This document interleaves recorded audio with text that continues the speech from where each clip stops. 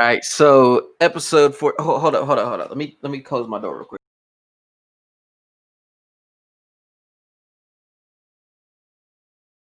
All right, episode 14. Um,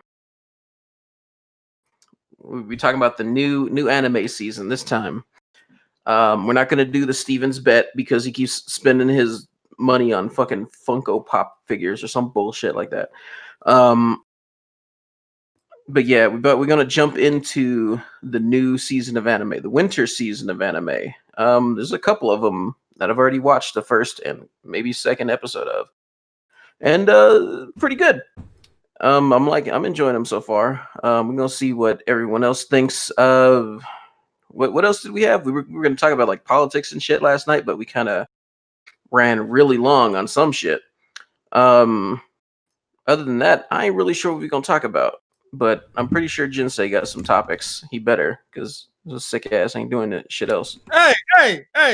You ain't gonna sit here and attack me after I've been going through hell. I've been fighting all my life to this day. Jinsei, I hope you get better, my guy. Hey, I'm gonna kick this shit and I'm gonna come out of it fucking taking half naked pictures and shit because I'm being in great shape. I'm gonna do some push-ups. And tell you Yeah. what, 2 weeks of push-ups. I'm gonna be buff as fuck. 2 weeks of push-ups will do it for you though. how long, like duration of doing push-ups will get you stronger? I don't know. It's just about how many you can do and the consistency of doing them. Because I could do about 20 and then pass out. 20 and pass out. Just 20 and I gotta stop, but 20 and pass out. Like, if you had a butt, you'd be getting your cheeks clapped all the time. What the fuck? You know those TikToks where old boys like they robbing somebody and they're like, oh hold on, or they killed 2 people or whatever, and There's the school shooting you're talking about. is it what is it? Is it school shooting or what? Yeah, it was the school shooting. Yeah, it's a school shooting, and 2 of them was pretending to be dead, and just like, is that John? Damn, John looking kind of thick. You just start clap. Actually, Jinsei, speaking of your little workout routine, we should rate each other right now, and we can make a bet in 2 weeks. $10 bet. The bet is what? Who can gain more muscle mass? Not necessarily. I don't know. Can you even track muscle mass, or I don't know. I don't know how to like explain it. But like, is there a way for me and you to figure out on how much we grew by doing? You're the only person I know who want to do a bet but don't know how to execute the bet. Like, get the fuck. Like over here stealing my ideas. I need to make back that $20 that I lost last night. Jinsei, Yeah. you sick as fuck. I'm about to bet you. Exactly. Like that shit. Get the fuck out of here, bro. Become a buff Steven. That'd be awesome. It ain't gonna help you draw no freight any faster at work, motherfucker. Actually do the shit. I don't think you could though. Don't get them started, Kyle. I don't think you could. No. I'm gonna say this shit. So you Nobody be like, fuels fire like Kaho does. Daddy Sensei Kaho. So you could be like, you just activated me, or some like stupid ass fucking anime line. You know and what? then he goes off and fucking trains and ends up in boot camp and comes back buff as fuck. Ooh, I love me a training montage. I'll make the video. I'll record it for a few minutes each day. Make a little montage for you there, Kaho. You don't make it for me, make it for Jinsei. He just said he loves that shit. I don't want to see you. I'll be like, this is how I'm gonna do my montage. I'm gonna be like shirtless, but have jeans on. I super don't want to see you. You already know Steven got that third nipple. Like you can just tell, like by the person. That's where the chocolate milk comes out. Actually, speaking of chocolate milk, I had some today. Interesting. All right, so anyway, go ahead. What's up? What are you doing? on top of because just say he was talking about earlier. We may have hinted at it just now, but Sticky Jinsei said he gonna lock himself in his room for 2 weeks and do nothing but push-ups, and I assume like other calisthenics. You ain't gotta use like weights and shit. Just use your own body weight. What else would you do though, aside from just push-ups? Because I can't see you doing just push-ups. I can see you doing like 5 and then like resting for a couple hours and then maybe bust out 5 more before you end up in for the day. I got weights. I'm actually gonna lift some weights while I'm down here.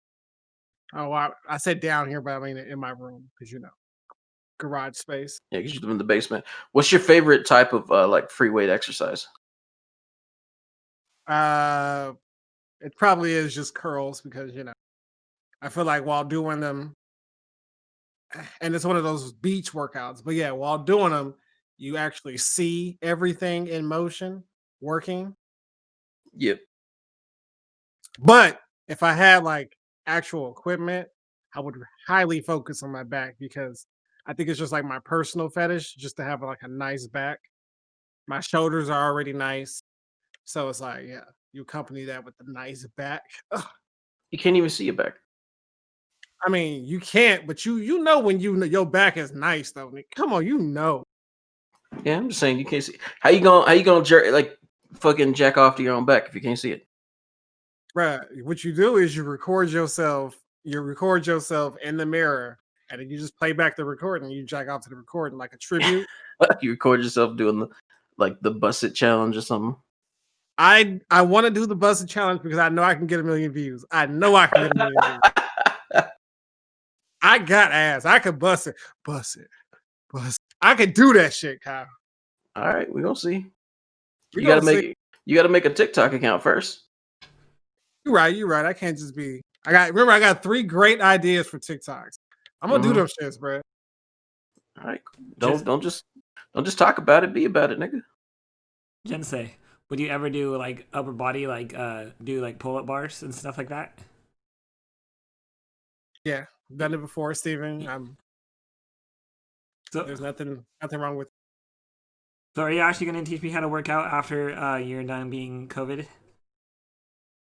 After I'm done being shut the fuck up. You embody COVID, nigga. What's wrong with you?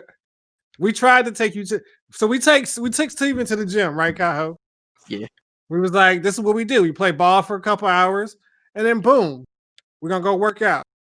So after playing ball, and he only played 1 game of 1-on-1 up to like 11. Hey, I was tired, okay?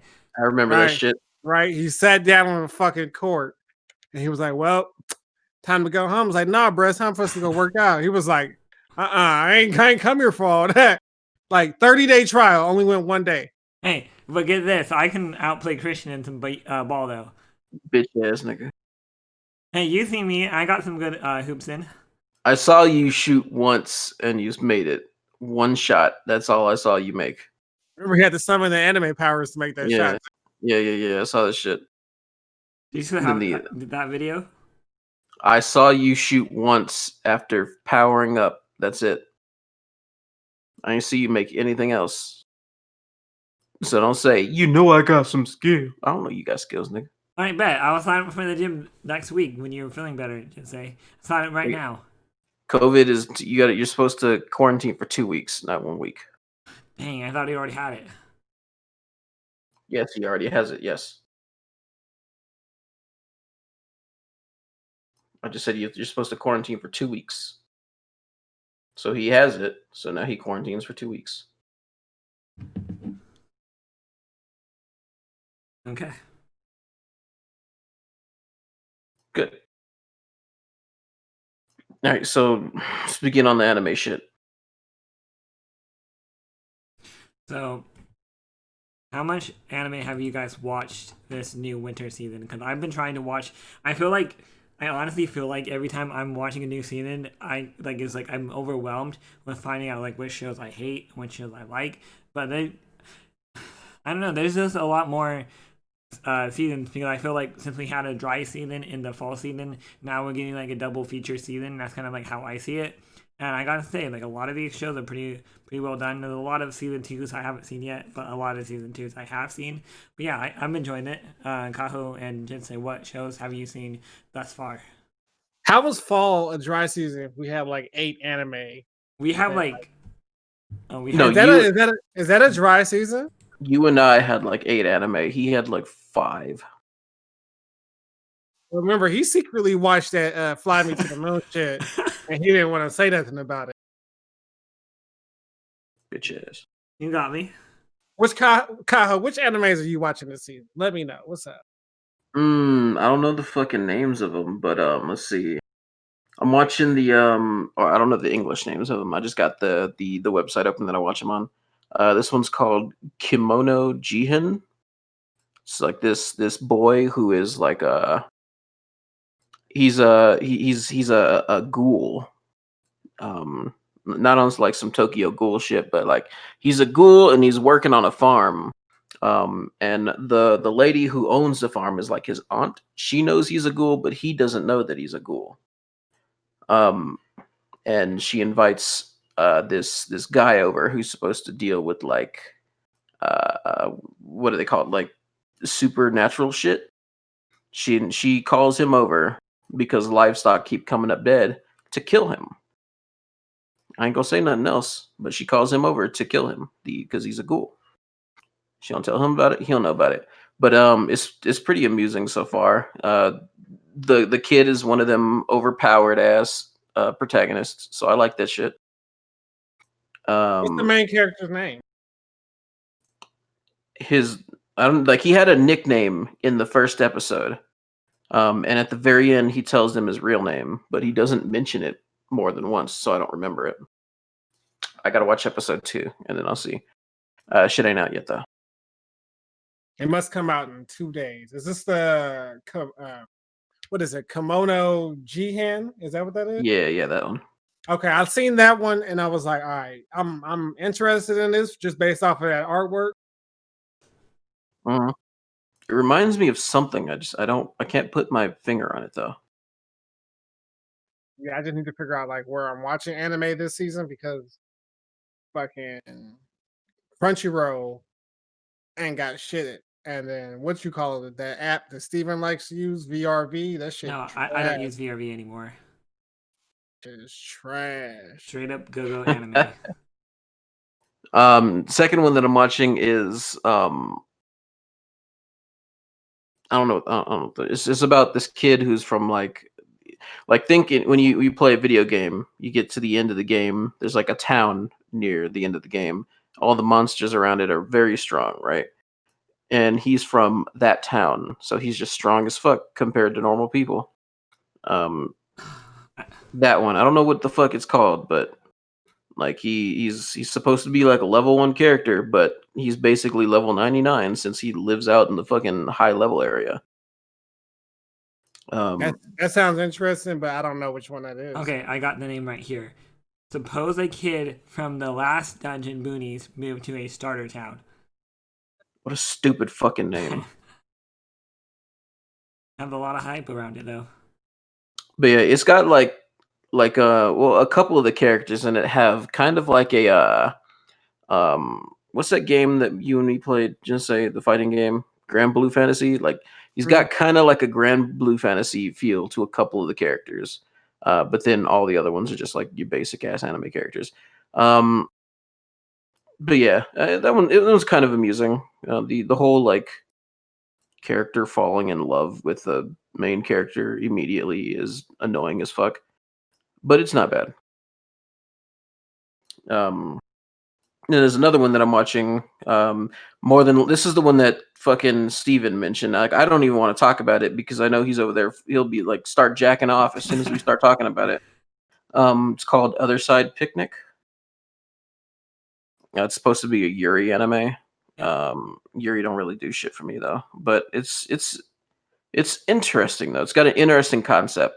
It's kind of a mind fuck. And it's like it deals with like extra dimensional travel and shit like that.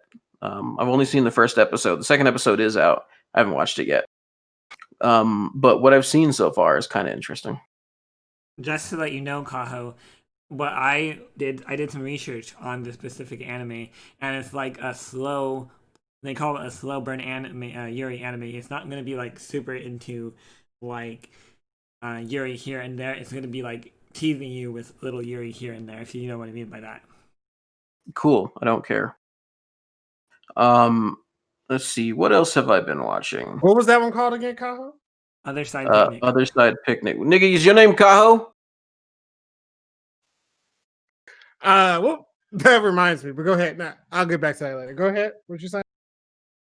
I mean, that's it. I mean, that's not the only. That's not it for the animes, but that's it for that one. No, I mean for the other anime you're watching. All right, there's another one called The Hidden Dungeon Only I Can Enter. It's a comedy anime.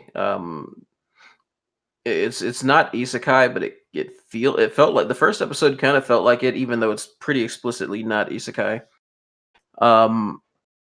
It's just got like the main character able to like gain abilities from other people and shit like that. It's weird, like some sage ability shit.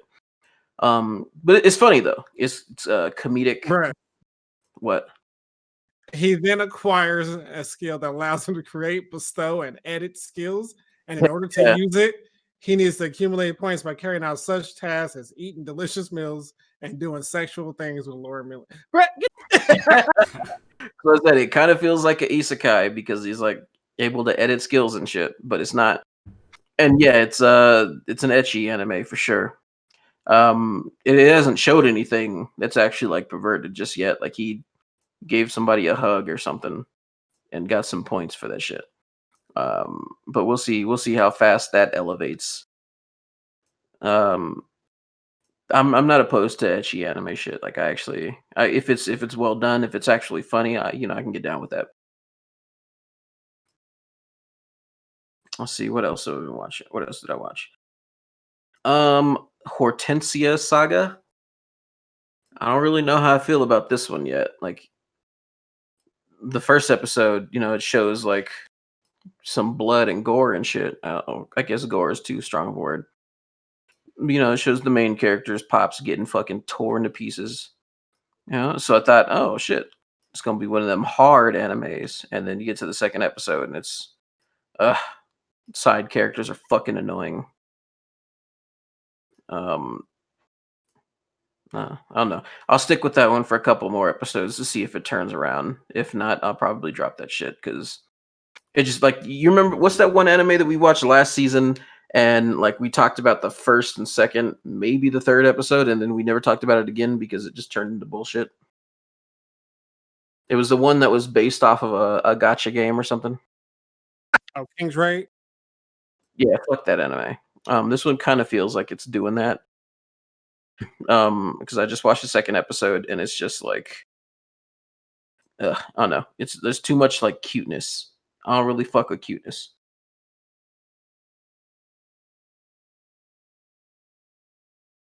Steven has nothing to say. All right, moving on. Then there's redo of Healer. Like that's one that you're gonna enjoy as somebody who likes to play healers sometimes and shit. Like you're gonna enjoy that one because this is like how in Ion you had your healer and then you had your offensive healer, right? This nigga is straight up an offensive healer. And it's one of those. It's not isekai, but it's again not one. It's not isekai, but it kind of feels like it. Because this nigga like travels back in time, and finds out a way to regain his memories, and then goes from there. So it kind of feels like an isekai, and like the fucking princess that he's serving is a straight up bitch, and like he's like I don't know. I'm looking forward to seeing what he does to her. Oh, and it also has like a what's it called? No, I'm thinking of a different one. But yeah, this is one that I'm kind of enjoying. I'm looking forward to. Log Horizon, of course. Hey, nigga, I thought you weren't gonna say that about Log Horizon. God damn, I've been waiting. Like, what the fuck? Log Horizon. I've been waiting. Did you watch? You've watched Log Horizon? I didn't even know this. Yeah, I've watched all of it.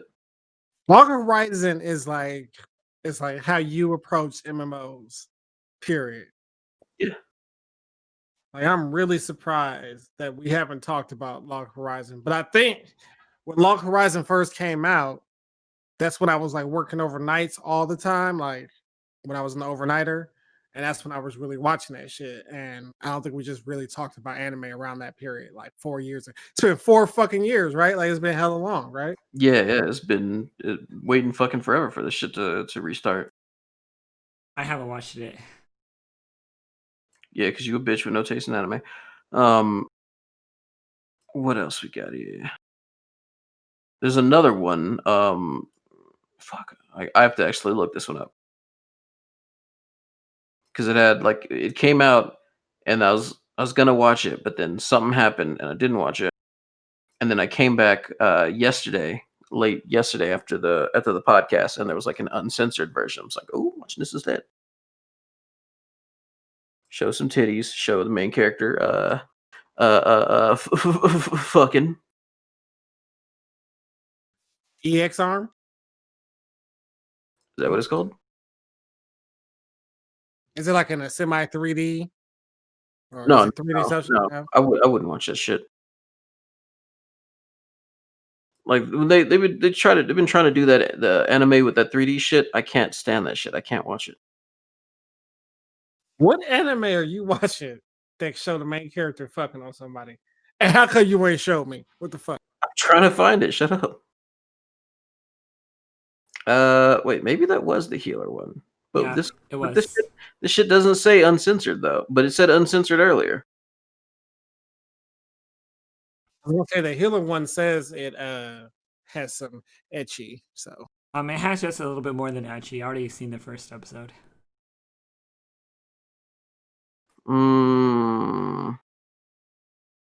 Whatever. We'll talk about the shit when I find it later.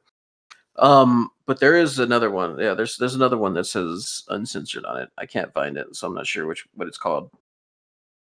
How many is that already? Like 6 already? it's a pretty decent amount.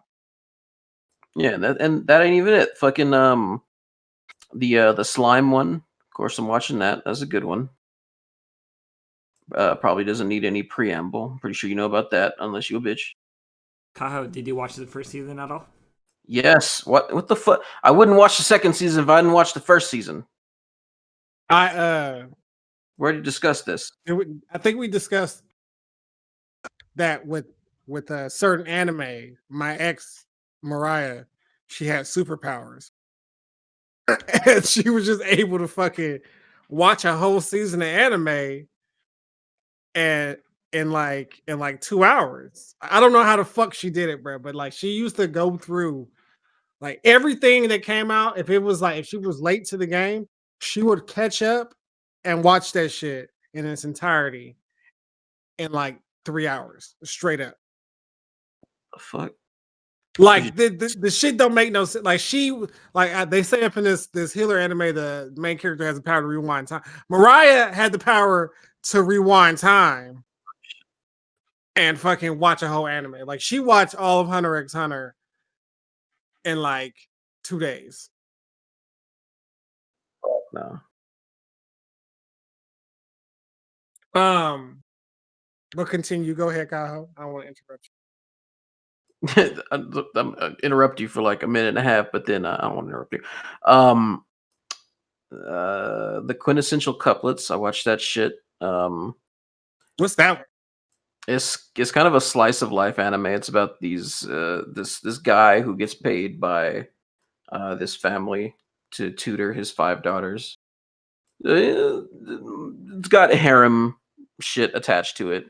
And I usually like it's on the border of like too much cutesy bullshit, but at the same time it's got, it's comedic, and you got 5 fucking female characters with big ass titties, so it's tolerable. It's tolerable.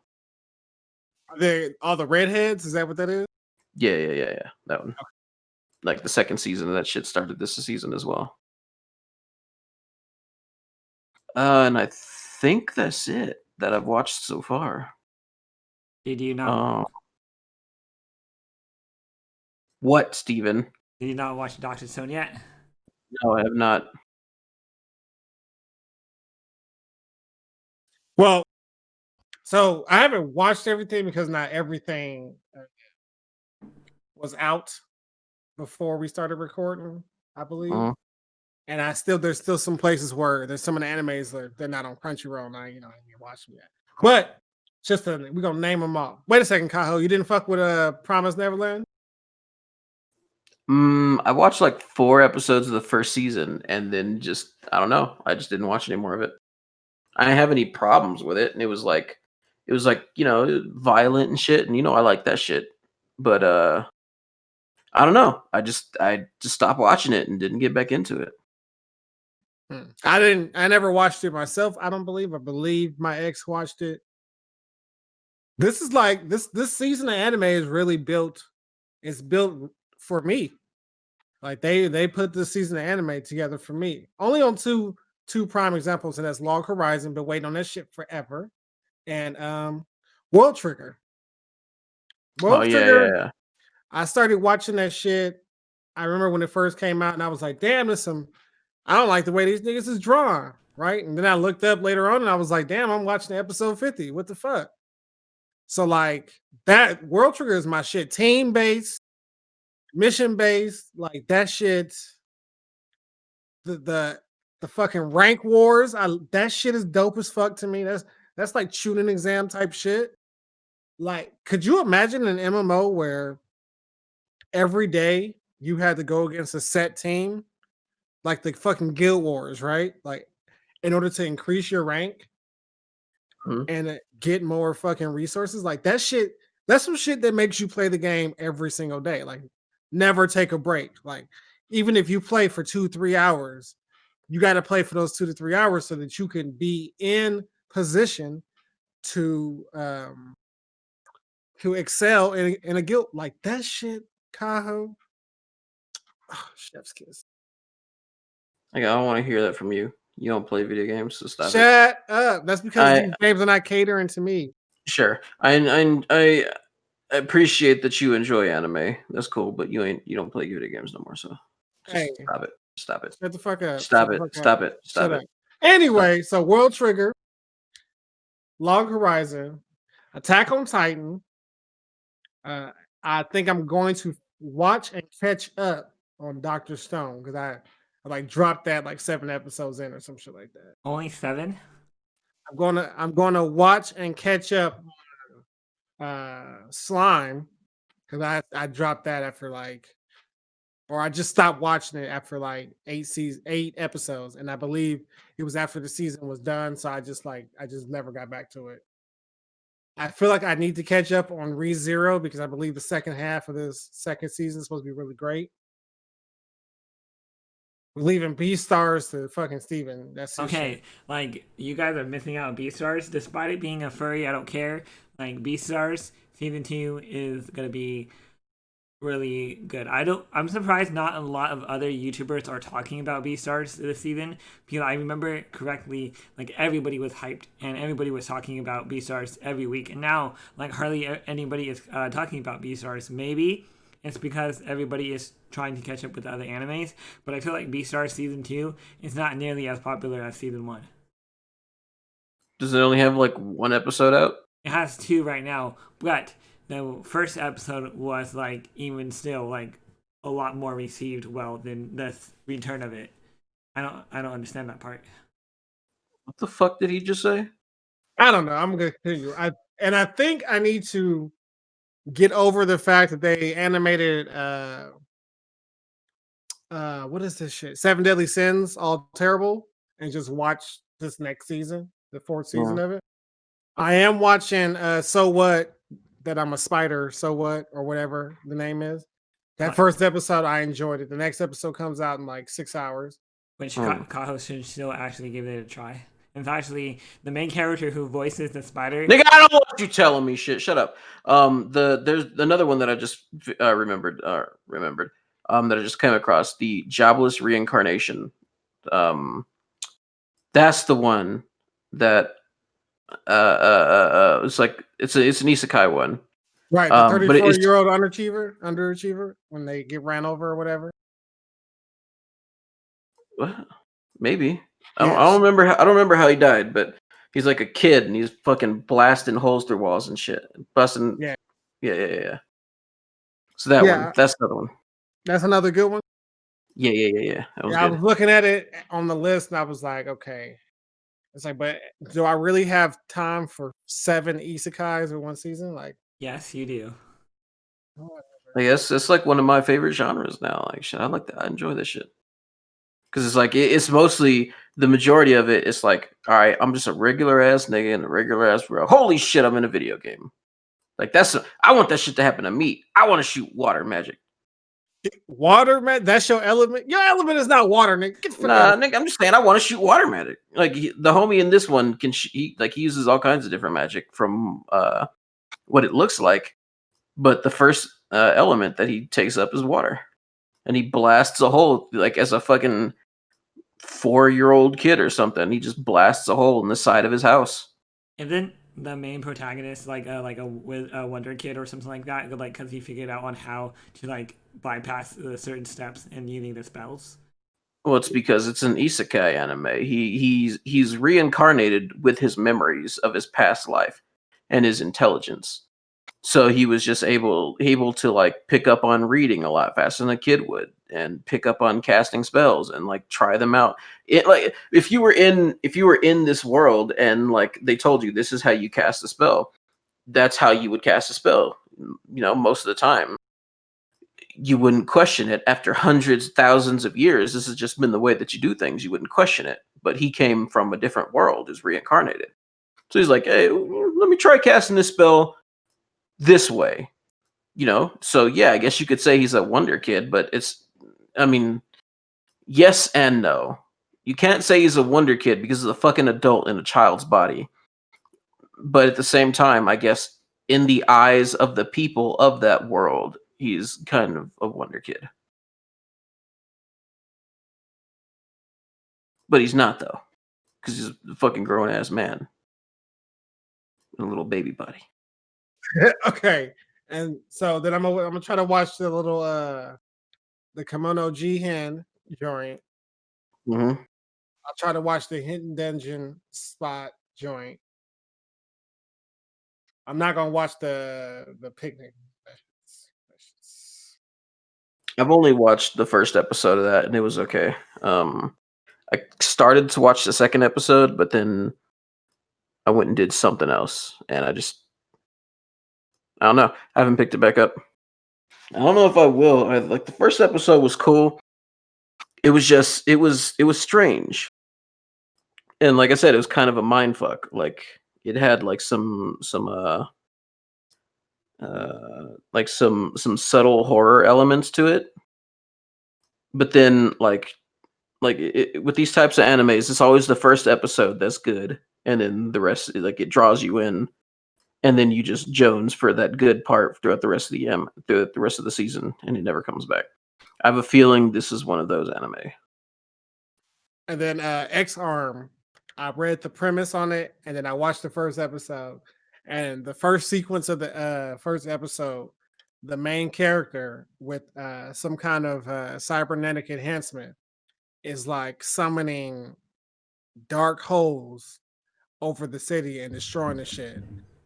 And he's like, I can't believe that I am able to do this now, or some shit like that, right? So they flash over to him as he's like laying destruction to the city.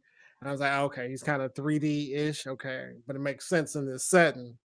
And then they flash back to 2014. And they show the main character. No, they show the main character's like brother or something, and he's drawn in 2D. And then they show him standing next to the main character, but he's drawn in 3D. And Yeah. I was like, what the fuck is, and I turned that shit off. Like I didn't even get back on it. I had the same shit, dog. I just say like I got to that part. I got slightly farther than that part. Because I was looking at it like, what the fuck is this shit? Okay, he's in 2D. All right, maybe they just fucked up and accidentally left the main character in 3D. He's still in 3D. And then like it transitioned to this like fight scene, I guess. There's like two girls on a dock and they're like getting shot right like point blank directly in the face, but somehow dodging it every single time. And it's all in 3D. And I was just like, no, it's not even 3D. It's that fucking Like, what is that shit called? I don't know. Cell shaded bullshit. Yeah, it's just fucking nasty looking. I can't stand that shit. So I turned that shit off, and I have no intention to turn it back on. The only time that shit worked for me is I watched those Godzilla animations. Mhm. It's like a 3-part movie type deal where they fucking they they plot to kill Godzilla by creating a super town, which I guess is Metal Godzilla. They melted him down or whatever, fucking made it like a city out of him, futuristic city, and then that shit that they destroy the Godzilla, and they're like, oh yeah, we fucking take it back, and it turns out that was a baby Godzilla, and the real Godzilla is like the size of the fucking Earth now because they went into the fucking future. That shit was a crazy story, but I watched it then, and it worked for that. But this shit right here, this shit is garbage. Garbage. Did he eat the Earth? He didn't eat the Earth. He was just like they thought they was sitting on a fucking island, but it was really like Godzilla's toe or some shit like that. You know what I mean? Like he was just that big or whatever the fuck. Oh, okay. I guess actually what they say is that if Godzilla was real and left unchecked, that the world would what is the word when like the world adapts to Godzilla? Anyway, yeah, the world would adapt to Godzilla and they would like co-inhabitate. Like it's some weird shit. I recommend watching it. It's on Netflix. All 3 of them. Watch all 3 of them. Okay. So there's another anime. I don't know if you guys actually heard about it or not, but it's called Horihime. When like it's about like this weird guy. It's a school romance where like it's a normal girl, but the guy like it like pierced himself and he has like tattoos and he's kind of like supposed to be like weird and it's pretty interesting. I saw the first episode. I somewhat was interested in it. I want to know if you guys actually looked at it at all or not. Nope. I don't even know what you were saying. What's it called? Horihime, or something like that. Damn, that's some good pronunciation right there. Kyle, you never watched that whole what is it called? Something orphan or something like that? You're gonna need to tell me more than that. I got nothing just going on that. Sorceress Stabber Orphan. That's what it is. Is that the one where like the art style looked like it was like late 80s, early 90s anime? I think so, even though it came out in 2018. Yeah. I think I watched that. Second season of that's going on. Really? What is Black Arrow? I haven't seen it yet, but I see it on the list. Have you guys heard of it at all? No. Black Arrow. Now you just making stuff up, Steve. I don't see no Black Arrow. Hold on, I got you. I'm linking this right now.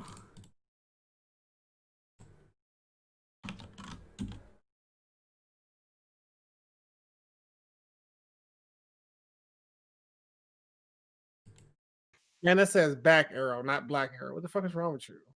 A lot of things.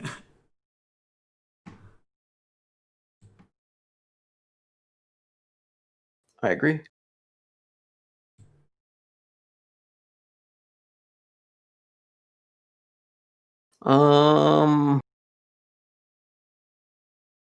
Let's see. Was Back Arrow? No, I have not seen this. But going back to like Redo Healer, apparently, spoiler alert. This is something to do with an anime that happens later on. Apparently, it's gonna get supposedly canceled because right now the host of who's like actually like promoting this is High Dive, but it's gonna be like one of those animes that like is gonna break the internet, and I'm kind of excited to see what that actually is. But apparently, something happened in the manga which people are gonna like be outraged over as well. Cool. It's kind of like you're trying to like allude to this like in the same vein of what they were gonna say about Goblin Slayer. Yes. Oh, rape. Yeah. Nigga, I said it. Rape, rape, rape, rape, rape. Anyway, so it looks. You're making him uncomfortable, Kyle. I don't care. Fuck the nigga. But anyways, other animes. I think I'm watching more than you guys. Let me check here real quick. I feel like we listed like 12 anime or some shit like that. You talking about I'm watching more. But if Beastars is one of them, then I mean, are you really watching more or are you watching less? I don't know. There's this one. It's like, all right, 1, 2, 3, 4, 5, 6, 7, 8, 9, 10 Beastars. So -2. That's 8. There's this one anime I have not seen yet, but I'm planning to watch it later this week called Wonder Egg Priority. Apparently, it's a horror film, and I'm kind of like scared to actually watch it because it has horror in the category. But yeah, pretty weird stuff I hear from it. I hear a lot of good things about it though. Oh, I'm telling Big Bang Dad, this nigga watching whores I could care less. until your ass get grounded again. I wasn't even grounded for the last thing. Nigga, you got grounded. You got out of it, but you got grounded. Don't fucking lie. You're right. You're right. Look at here, pops. I'm a man, and I need to touch my willy from time to time. I need to play with Winky. Now, maybe next time I just won't have my door open, but you need to know, you need to come to terms with this, father. I'm gonna be masturbating in this house. So. What? I'm gonna come on these walls, Big Bang Dad. Ooh, Don't touch that sock. like, why is this sock rock hard? You know why it's rock hard. So what is this anime called? Skate. Is like SK8, the Infinity. Believe it or not, that's Skate Infinity. Have you guys looked at the summary yet, or the premise? Nope. It's an original film, so it looks kind of interesting. Nope. And the last anime that I saw was a sequel of Cells at Work, which I never seen in my life. I don't know if you guys have or not. I've heard of it, but that's just not my type of anime. They actually got 2 of those animes out this season. Yeah, what is up with Yeah, that? they got one for the white blood cell, and they got one for the black blood cell. And it's supposed to be like the same story or 2 different ones, just say. It's 2 different ones. One side is about the white blood cell, and one side is about the red blood cell. Have you seen it? Nope, I'm just reading the synopsis. That's kind of interesting.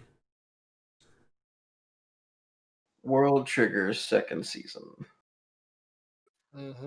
Disney told me about this anime like 4 years ago, and they still haven't gotten around to it. I remember how much of a fucking simp you were for World Trigger. Right. I'm like, the reason why I didn't like it, and I didn't even finish a single episode. But the reason why I didn't like it was because the main character, or one of the characters, Yeah, like their no, it's the main weapons were character. just like, it just looked like this, like it looked like his weapon was made out of glass, like soft ass glass. And I was just like, I can't fuck with this weak ass looking weapon. No, listen to me. Listen to me. Listening? You're not gonna fuck with this anime at all. Why not? Is it like the fucking the other one that you keep gushing about? What's the other one that I gush about? The one where you said the one where the main, it's like at the start, homie's like trying to find his girlfriend or something, and he falls into this tower door on the floor. Oh, with Tower the- of God. Oh yeah, Oh my yeah, that bullshit. Me and Jinsei gushed over that one so hard. It was pretty nice.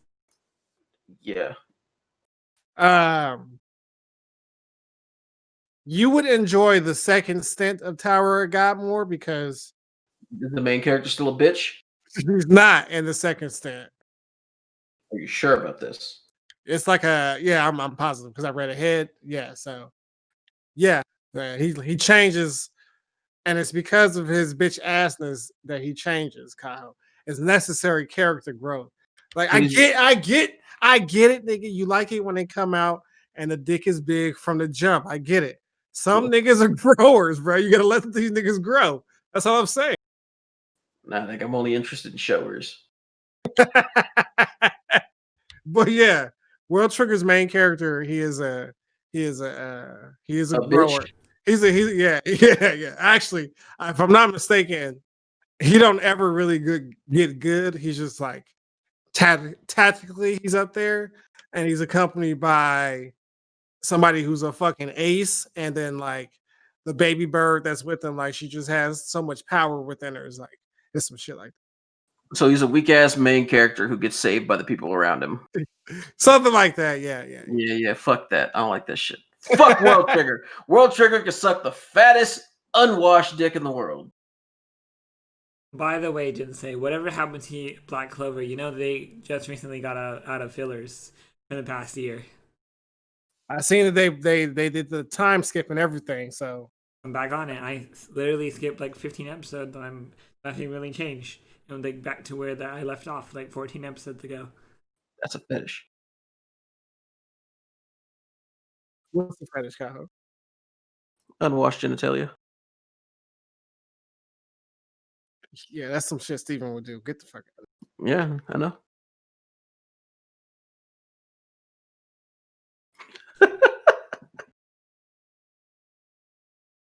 What else? What else anime related? Because that's all the ones that I'm watching so far. That's all I got. It's a lot. It's a lot. It's a lot actually. My little mind can't comprehend like all the anime coming out this season. Huh. Although Kaho, you gotta at least give So What I'm a Spider a chance. You got it. Nigga, if you keep talking about it, I'm not going to. Like Jinsei already said, hey, check it out. I'm like, all right, so I'll check it out. But you keep talking about it, I'm gonna say fuck this shit. Quit fucking bothering me about it.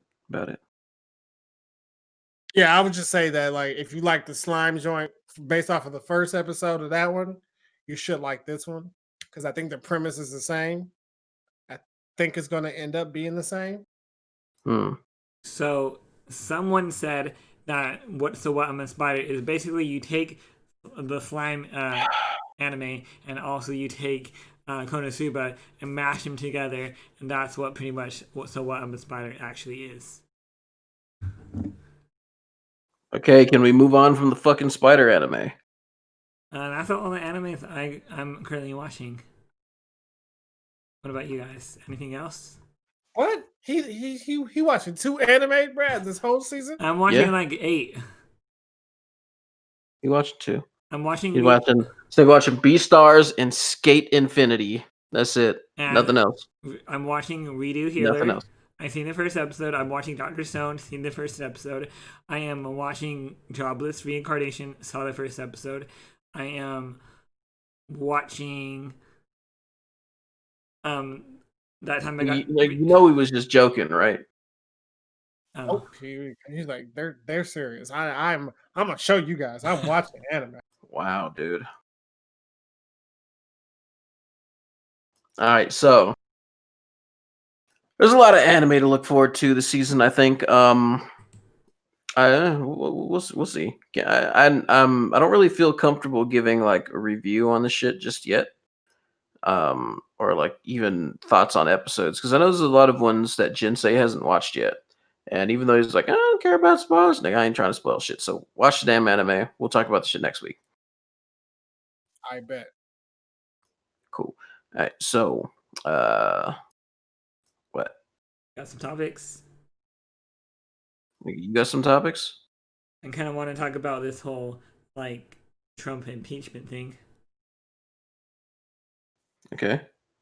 So, how do you guys feel about Trump getting impeached like 5 days at the end of his presidency? I feel like it's just a waste of time and money and resources. That's just kind of how I feel.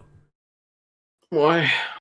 Because they're trying to impeach him when he literally has like 5 days left. They're just trying to make it like stuff up. I don't know. Like I'm not saying I'm like a Trump supporter by all means. Yes, I didn't vote for Trump, but it's like I'm not trying to say like I actually care about politics that much. Jinsei, do you remember when we were talking about somebody's asking questions? I think it was one of your people asking questions. One of the questions was like, if you could have dinner or something with three people, who would it be? Wasn't Donald Trump one of this nigga's answers? I do not believe so. I'm pretty sure it was. He's like, oh, and Donald Trump, of course. Like we just glossed over the shit because, and like my reply to it specifically was, of course it would be. I think that was me more just joking about it than actually being serious about it. That was your only answer. Or this, like you given three, you didn't say, haha, just kidding. It's actually George Carlin. Like you didn't. How the fuck you Was supposed it to? was it that one or was that Caden's question where he said if you could talk to any 5 people dead or alive? Yeah, Yeah, I think that was it. I think that was it. Okay. But to be fair, Trump is kind of going a little bit crazy because he's being out of office right now. Okay, what you just said contradicted with what you said a moment ago. You just answered your own question. You asked why, and then you said it's a waste of time. I asked why, and then you explained why, or you just said something like you just gave a reason why it wouldn't be a waste of time. You said the nigga going crazy. All right, you're right. So, I mean, you say you want to talk about it, talk about it. I feel like he's the one that sent everybody to the Capitol and got people killed. Yeah, I mean, he didn't explicitly send them, but he definitely incited it. And yeah, I don't know. I just think that like this whole thing blew out of proportion. Which, like, out of proportion. Like the whole, It's a very. What do you mean? the whole like the Trump supporters going to the Capitol, like shooting up the place, killing 4 people. Like because he's mad, he's like butthurt that he didn't get voted again, and he's saying, "Oh, the votes got taken out of the counts and so on and so forth." That's kind of like I take it as Trump being a sore loser. Mm-hmm. Do you believe that the votes were miscounted? No, I think honestly that Joe Biden actually people were getting so tired at Trump at the end of his trial, wanted they would have taken anybody just to get away from Trump at this point, even though some people may not be for Joe Biden. Mm-hmm. Right. What mm, I mean, it's kind of hard to discuss it if we're on the same page. Like it would just turn into an echo chamber, and there's really no reason for that.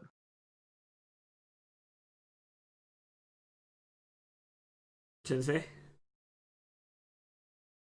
No, I mean that's what Kaho just told you. There's no point in discussing it because he definitely Kaho definitely expected you to veer off into a completely different take. Well, I mean, he like changed his opinion. I said one thing, and he's just like, "Oh, okay, let me change my opinion immediately." And not that it's bad because at the very least you don't sound like an idiot. But it's just if we agree, then we agree. There's not really room for Okay, yeah, I got you. like arguing a point if we agree on the point. But like you said, it's a waste of time though. Like, why is it a waste of time? Because they're spending all this money on like senators and stuff trying to work up against the case when he literally has spending all their money like like their hours, and like I just feel like it's wasted wasted breath, something along those lines, to take out Trump when he has literally 5 days left. Just let the man be out of office when his days are up. I feel like it's just ridiculous that they're trying to make a big stink about the people trying to kick him out because they don't want to be in him anymore because of what happened in the inauguration of Biden. Yeah, I get it. It was messed up. And still, like, just like he has 4 days left or whatever. There's a couple of reasons why they do it though. It's not just to spite him. There are a couple of reasons why they do it. Chief among them is like I don't know if you know this, you specifically, but Trump is a very petty person. Um, and he just might try and sabotage shit if he gets, because like when Mitch McConnell went against him, um, or didn't, you can't even really say that Mitch McConnell went against him. Basically, he said President-elect Joe Biden, implying that Trump had actually lost the election. So Trump was like, "This nigga said what?" And he just went hard against McConnell. Against fucking the House Majority Leader, Republican, and then fucking Mike Pence was like, "Yeah, we're going to move towards a peaceful transition of power immediately." Again, indicating that he acknowledged the fact that Joe Biden had won, and then Trump threw his ass under the bus immediately. So this is a petty ass motherfucker. Trump is petty as fuck. His feelings get hurt really easily. So now that everyone is saying President-elect Joe Biden, which means that Trump lost, or at least they're saying in one way or another that Trump lost. So like he still has control of the military for 4 days. He still has the nuclear codes for 4 days. Like this petty ass nigga might do something petty. And that's one of the reasons why they're trying to impeach him. You wouldn't think that he would try to nuke people like that just because he lost, right? Nigga, Trump has been a wild card ever since he got into fucking office. I have no idea what this motherfucker would do. No idea. Wait. So the president actually has nuclear capabilities? The president is the only person in the country with the nuclear codes. He's the only person that could give authorization to launch nukes.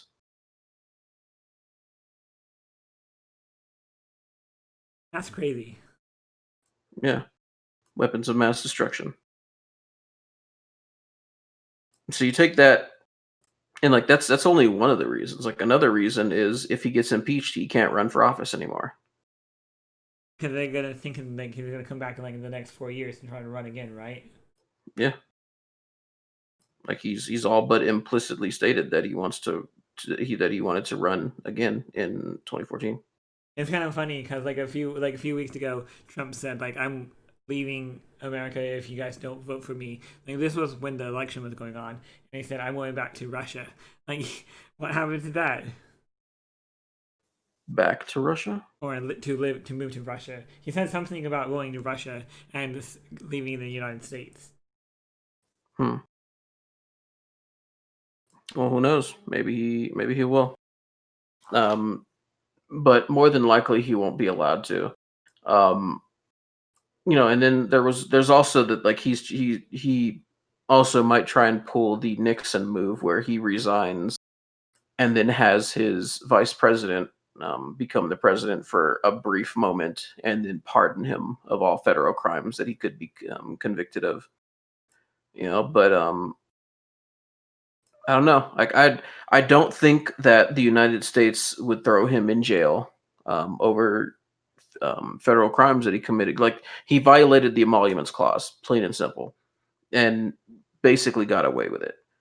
I don't think that they would throw him in jail for any federal crimes that he committed as a president, but um, he can't be pardoned for state crimes. And like the Deutsche Bank, for example, put out a lot of information about his dealings with them in the past, just today. And it's just a lot of shit, like a lot of state crimes that he could be convicted of in New York City, or not New York City, but New York State, after he is no longer president.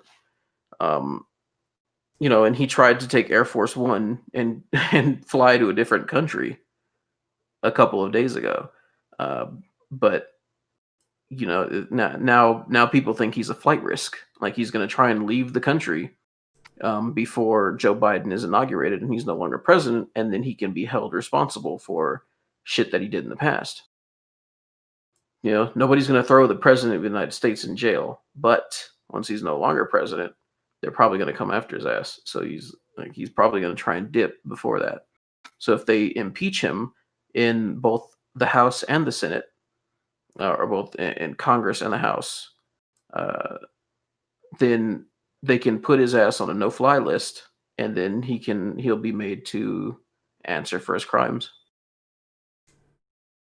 That's So, because if he leaves the country, then what? You got to find his ass, and even if like Interpol does find his ass, then they have to uh, to get him back to the United States. And like they were trying to bring Julian Assange back to the United States a couple of days ago, and they were trying to extradite him. And it was a UK, or I'm pretty sure it was a UK judge. They were just like, nah, we ain't letting you extradite him because he's in our country now. He's in a prison here, but he's in our country now. Because the fucking prison systems here are the worst in the world, basically. The worst in the like first world countries. Yeah, and that's a whole different can of worms. Julian Assange is like what he did is completely different from what Trump did, but Trump has that.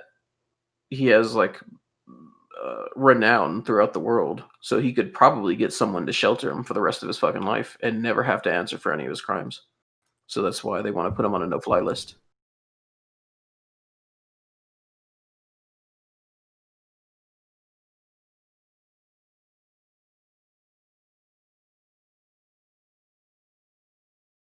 Right, is that all you wanted to talk about in terms of politics? Yeah, I'm good. You answered. You kind of had some pretty good questions, and you talked about some pretty good stuff. I have no questions, nigga. All right, then what are we talking about next? Should I say you got anything? Oh, you say you had topics. Yeah.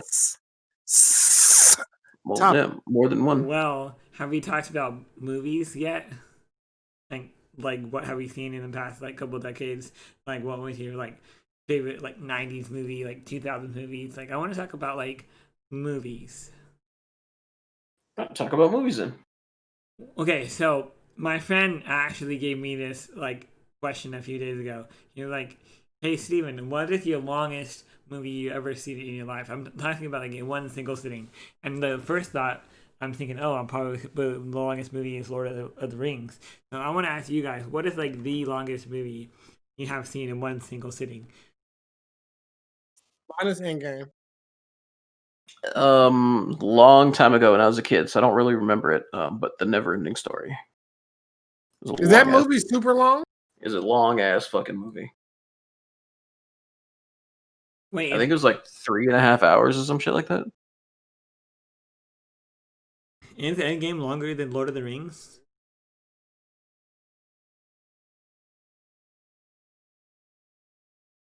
I don't know. I've never seen Endgame. I don't really fuck with superhero shit though. What? Yeah, I don't. The Never Ending I don't fuck with Story is a superhero 1 shit. hour and 47-minute movie. What am I thinking of then? Great movie though, because I think I watched that one like 50 times. Child. Was that Was it fuck, what was that movie with like Littlefoot and shit? What was that movie? Land Before Time? Land Before Time. How long was that one? You know what? Let me Google it for you. I don't know. It's just one of these movies that I've seen as a kid, and it was just like it was one of them quintessential 1 hour and 20. One of them- 1 hour and 20 minutes. Yeah, it was just one of them quintessential kids movies. I don't remember which one it was. I've always thought it was The Never-Ending Story, but it was just long as fuck. And like I remember it was super long because we watched it in school, and it was like 4 fucking school periods long. Did you guys ever watch Honey, I Shrunk the Kids? Yeah, Steven, which movie of Lord of the Rings stuck out to you as like the one? I honestly like the second one the best out of like all three. Second one, like third one was kind of meh. Second one, the first one was like, oh, it was just Frodo going out on setting his journey. But I guess you win because the Two Towers is definitely 3 hours and 43 minutes. This shit is almost 4 hours long. and Oh my god! and there's an extended version of it too. Imagine watching that shit on TV with commercials. I was so mad though. I was like, what? Like, how old was I when the Lord of the Rings came out? Like 11. and my mom wouldn't let me go out to the movies with my bigger sister and brother because like they said I would fall asleep. But man, I was so mad I had to wait on DVD. And this was when like 11. yeah, this was when like DVDs took forever to come out. Now it's like a month or even instantly on streaming now. But yeah, we had to wait for a long time for the DVDs to come out. But yeah, like I remember like watching it when it finally was out on DVD, and I just remember like how cool Twin Towers was because there was like more action. I mean, like one of the iconic scenes was when like the elves and the humans were on The two towers, nigga, not the twin towers. the two towers. Okay, 9/11. so anyway, so when they were on like the tower part, they were shooting down the orcs, and they just shot one orc in the bottom of the valley. That was some pretty sick stuff.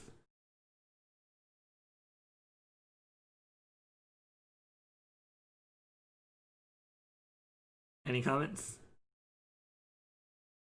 I mean, I've watched the movies, but I also don't remember what happened because like as good as Lord of the Rings is, it just never resonated within me like that. I'm kind of I like, go ahead, Kyle.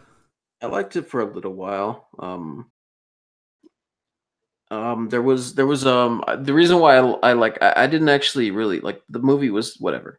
The fight scenes were okay. But outside of that, I didn't really care too much for like all the walking. But I played this was back when they was doing demo discs. You know, like you get a demo disc in a box of cereal or some bullshit like that for like a PS1. And there was a Lord of the Rings demo in one of these things, and you could play as Gimli, and he's like fucking tiny ass motherfucker spinning around with his axe and shit, and that was dope as fuck.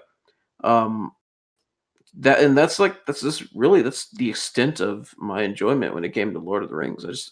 I didn't get into it. I watched the movie. I think I watched two of them, but I don't know. It was high fantasy shit. I enjoy high fantasy shit. I don't know, but it just didn't hook me. I guess. Probably one of those things where like if you went back and watched it as your adult self with your fully developed mind and everything, who you know you like this shit and you really like established how you like this shit, like you probably be able to appreciate it more now than back then. I, Maybe, but I ain't watching a 3 hour movie. I feel like the Lord of the Rings kind of aged pretty well for what it was because since it was fantasy, there was like no like modern technology, and I feel like you can watch it even like to this day.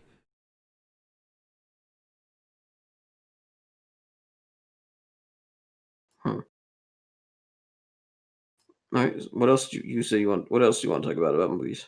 Like, what was there one movie that you actually went to the theater?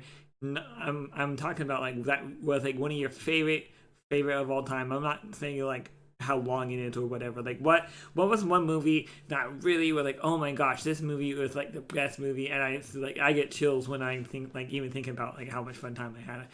And you have to be like when you actually went to the movies and saw it.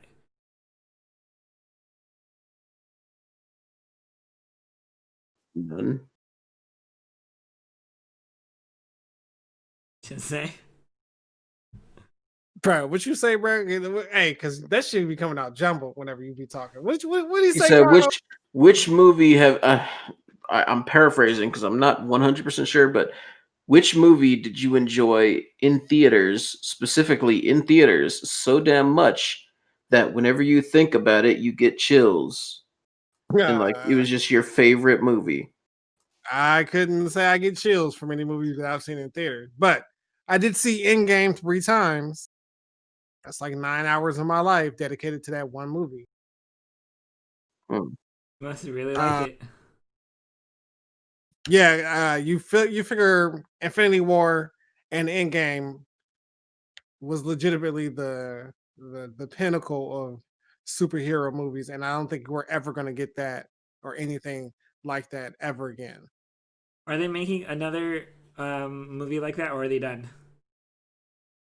Yeah, eventually, but given everything out, like we should have probably had like 2 movies by now.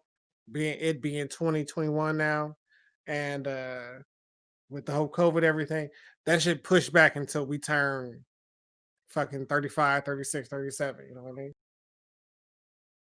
Damn. Yeah, that shit is pushed back like a motherfucker. And I think, do you believe? Do you believe that the movie theaters are going to be able to recover in some capacity? No, I think that even Galaxy is like the only one that's like holding on. I think AMC, if I don't quote me on this at all, but I think AMC like is actually going out of business. They're not. I do think that maybe not like small local theaters or like family run theaters, they might not be able to recover. But large theaters like Cinemax and shit like that, I think they're going to be able to. Cinemark, sorry. I think they're going to be able to recover. No, I don't even think they're going to be. I know they're going to be able to recover. These are like multi-million-dollar companies who whose like largest expense is uh, buying rights to movies so that they can actually show them in their theaters. And if nobody's making movies, you're not buying rights to shit. Or if these movies are only like if they're only selling the rights to their movies digitally, like online and shit, then that's the largest expense out of these the movie theaters pockets gone. Like, yeah, there's upkeep and there's fucking mortgage and rent and shit, but that's nothing compared to the money that these places actually pull in. So I don't think they're gonna go out of business. Like they might shutter for a little while, but I don't think they're gonna go out of business. I think it's uh hilarious to think that these businesses which pull like hundreds of millions of dollars a year are gonna go out of business. Yeah, no, no. But you do agree there's going to be like a set audience that they're never going to be able to reach again, right? Like, okay, for example, for you personally, if a movie releases and you got the option between ordering that shit and watching it in your fine dining room setup with you and Taylor snuggled up on the couch and whatnot, and a little hanky panky, or you go to a public theater, which one are you gonna choose? I mean, I think there's an argument for both. Because like the movie theaters, like it's just a different experience. You got fucking loud booming shit coming out, and like most people just don't have the money to purchase all of that.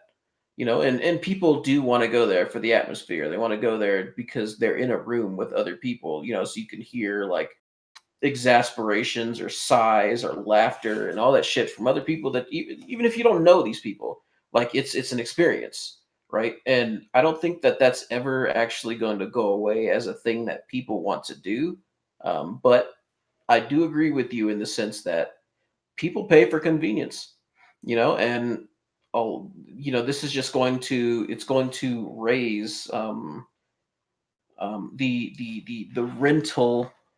the rental business, which sunk like a stone, when the streaming service popped up, sunk like a fucking stone into the water, into the depths of obscurity. Like, where the fuck? Just think about like how Blockbuster would be doing right now if they had gone like the way of Redbox, for example, instead of like we're gonna stick to VHS because that's what everybody wants. Like they would be killing it right now. They'd be killing this shit. It, Um, but I don't think that movie theaters are going to go away completely. I think they're going to become a bit more niche, sort of like drive-in theaters, like how drive-in theaters were all the fucking rage in like the 70s and 80s, and then it's like, all right, now we're going to up our game when it comes to like the movie theater experience. So now when something explodes on the fucking screen, like they have it set up so that you can feel that shit in the floor and in your chair and shit. You feel like you feel that shit, and people want to go there for that. And you can't get that in your car. It's cold outside. There's bugs and shit. You look over and there's two fucking grandparents making out. Like, ugh, I don't want to see that shit. So I think that I think they'll make a comeback, but I agree in the sense that they will never be as strong as they were in the past. Okay. Yeah. I could see where it would go either way. I can see movie theaters never recovering. I can see where, it's just a specific audience doesn't go to the movie theater, but they still have business and whatnot. They reopen. I don't know. Like, I mean, I just like I'm playing stocks now, so shit, I might be making that money and building myself a theater in my own home. 2021 has been deemed the year of the stock for sure. Hmm. In fact, I just found this. There's this. It's a company called Desktop Metal, and they're like 3D printing shit. It's like a 3D printing type of company. I just bought some stock in that company. Like it's projected to multiply like 11-fold or something in over the next year. Shit's crazy. Can you imagine buying like Amazon stock back when it first started? Yeah, but I was like a kid.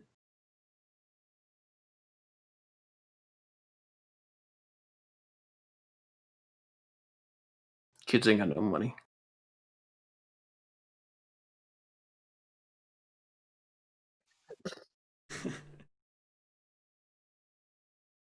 What else you got, Steven? Because we took over your topics and we carried the conversation. You can't conversate for shit. So, how about you know what? Chicken butt. You don't know nothing about no seasoned chicken, but stop. And who is eating the turkey ass? You You know what? you made them jump. Let's talk about fast food. Have we talked about that topic yet? I don't think so. It's in one of my lists to talk about. Now, how do you guys feel? My dad's like all becoming vegan, and my dad's mom and dad are trying to be more healthy, so they're going to be doing more keto and whatnot, right? So we go to Burger King last week after church. We actually, I get my crispy chicken sandwich because I've been on a crispy chicken sandwich kick lately. But my dad orders the Impossible Burger. What do you guys feel about like all these like fast food restaurant joints trying to actually like become more healthier for people? I feel like the tides are turning because like in the 90s and even early 2000s that they were kind of like promoting obesity, but now you don't really see obesity as bad as the late 90s and early 2000s as much. Hold up. Who was promoting obesity?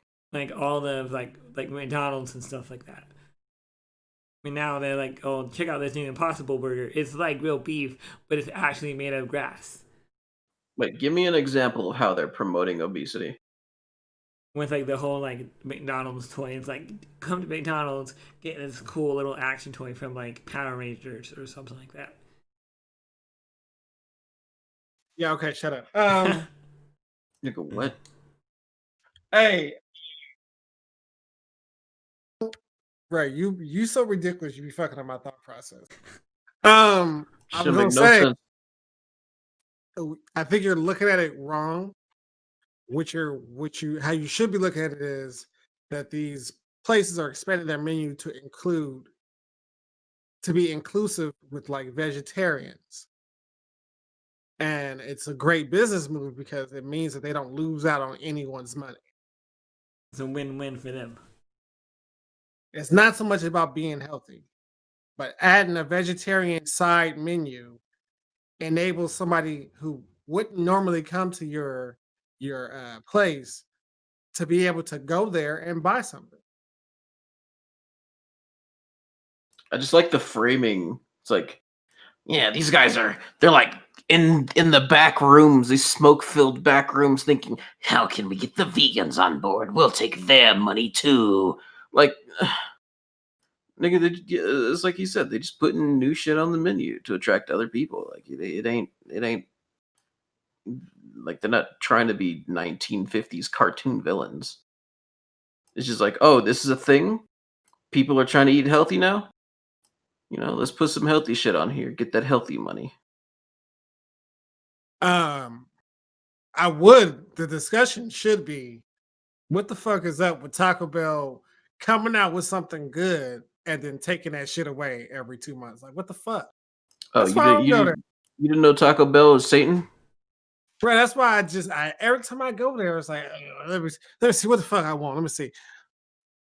Yeah, I ain't got them. No, sir, we don't got. Why the fuck I even come here? I know I'm craving their fries that they had a few like months ago. Now they're gone. Yeah, they still do those. Though. I got the fries. You don't know what I'm talking about. They still do those. Okay.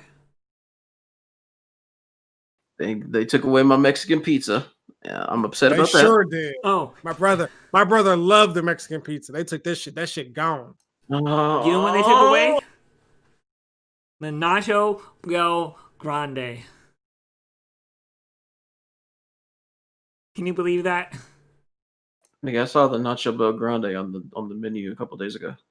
Well, when I was there last time, they didn't have it. So. Well, they probably just rotated it out. They didn't. We're talking about shit that they have removed permanently. Like no more selling it there. It's not going to be rotated in 2 weeks or anything like that. It took away. Nacho Bel Grande is definitely still on the menu because you can get it in the nachos or you can get it in the nacho fries. So yeah, you can still get that. On the nacho fries, I didn't know that. There's a lot of shit you don't know apparently. Also, kind of moving away from like the whole like still fast food. I want to ask you guys this: do you guys think that is true? Like how what some people say about fast food, like they never go to fast food because they spit in their food. Is that true or not true? On how like they spit in your food if you like order like something extremely crazy off the walls. You worked in food. When you ever got like a rude ass fucking customer and you was just like, you know what I should do is sprinkle three extra sprinkles of salt in your fucking soup. 3 extra sprinkles of salt. Yeah. I had like I went to culinary school and I did the fucking worked in multiple many several hundred thousands of from scratch restaurants. And I can honestly say, like, I've never ever seen anyone fuck with anybody's food. Not a single time. You ain't never see. You ever see some shit? Well, actually, we talked about this. You done seen some shit in the kitchen. I've heard some shit, but I've never seen anyone do it. Didn't you tell me like, somebody drop a chicken tender, you was like, you gonna throw that away, right? They're like, hell no, they put it back on the plate. Didn't you tell me that? Pretty sure it was somebody else, wasn't me. Do you think that like somebody at McDonald's would do something like that, or is that just like another myth that goes around? I mean, I'm not saying that it never happens. I'm just saying I've never seen it personally. I'm 100% sure that people fuck with other people's food. Like they may have even done it while I was there, just while I was looking the other direction. I'm not anybody's boss or anything. It's just I've never seen it happen. I've never intentionally. I've never seen anyone intentionally do it. In fact, like even the fucking grungiest restaurant that I've ever worked in, like if somebody dropped a chicken tender on the floor and try to pick it up with some tongs, the nigga standing next to him working grill with a dirty ass apron, a fucking like a hat that ain't catching their sweat, just like dirty ass nigga. He would smack them tongs out of the dude's fucking hands and say, you don't touch shit on the floor with tongs. What the fuck is wrong with you? Now take that shit to the dish pit. Get back to work. Like for all of the shit that you see and hear like going on, like the people that I've worked with, despite the fact that it's not like the most glorious type of job, there's no real like you don't get bitch like, oh, you cook down at hula hands, oh, let me suck your dick. Like that shit don't ever happen. But still, these people, they go to these culinaries they go to trade schools and shit. and they take pride in their work. Just at least from what I've seen. Now, every now and then you do get the fucking college kid who just wants beer money and shit, and just works like 8 hours a week, because their mom and dad pay for their tuition and bills and shit, and they're just they just want some extra party money or whatever the fuck. Like you'll get them and they'll be flippant about shit, but I've never seen any of them like, oops, drop some dough on the floor. Oh well. 5-second rule. Pick that shit back up. Let's put it in a pizza.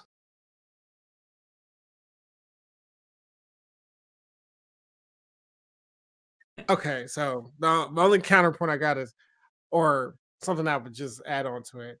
That sentiment, I believe, is generally the same when it comes to the people who work at Walmart. Oh, you work at Walmart. Oh, you're a manager at Walmart. Oh my God, let me throw the pussy at you. I would just say that I am the exception. Because I never get anything. There's a makes reason sense. for But I mean, like, the difference between what I think the difference is when it comes to that and you and shit is like, when a woman sees you, she sees like, oh, I wish I want to rub that big ass bald head of his, or like, oh, I want to lick all over them big plushy lips. Like the more than likely they're like, if they say something about Walmart, it's just preamble. That shit don't matter, nigga. They want you. They want your beautiful ass. They don't care that you work at fucking Walmart, nigga. Hey, I believe that's true. But also the precursor to all that shit is that I am a black man who is holding a job. So I would be seen in a different light anyway. Yeah, that's true. But I appreciate you and everything that you've said about me. I'm really, really like rethinking about my facial structure because this is like the seventh time you have mentioned my lips in such a lustrous way. I just, it's like it's not something that you think about until your nigga says something to you. Luscious ass lips. Like I was like, damn, is my lips luscious like that? I ain't know that. Thank you. I appreciate you. Big ass plush lips, nigga. I could lay on those, lay them pillowy soft lips for 3 days straight, baby. Ooh, Herbert the pervert. Okay. All right. Okay. Sure wish I had me a muscly Jinsei over here. Bring me some good news. Okay. Where are you? My favorite. Do that one. Bring your fat ass over. That's my favorite. Bring your fat ass over here. Okay, Jinsei. What's From a prettier looking man to a lesser prettier man, is there any way you can give him advice on how to look better than what he already does? I don't even think it's just about looking like I don't even really think it's about looks with me. I've been told that I have a certain energy that I carry myself with. They call it the BDE. Big dick energy? Yeah, like apparently I have that. I'm in possession of that for sure. You get the majority of the shit that's gonna attract somebody, even somebody who don't know shit about you, on the outside looking in, is attitude. Attitude determines a lot of shit before people get to know you. Because you wear your attitude like you wear your clothing. The way you walk, the way you talk, the way you fucking, I don't know, lean against a wall, whatever the fuck. That's all dependent on your attitude, your personality. I've been told that I looked like a person that I looked like the person who was running the building multiple occasions by multiple different people who come from multiple different backgrounds. Like it's just there is no common denominator on how people assess me. It's just the only common thing is I guess is how I carry myself. Yeah. I gotta pay attention to you more at work. You should probably pay attention to your job more. Nah, I do what I can. This nigga said, nah.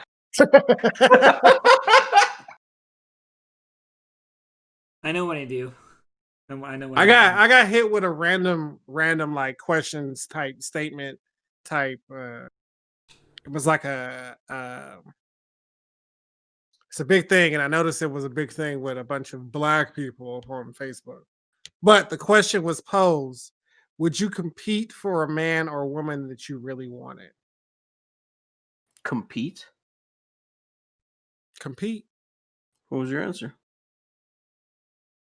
My belief is that we are always in competition, whether you choose to recognize that or not. That's up to you.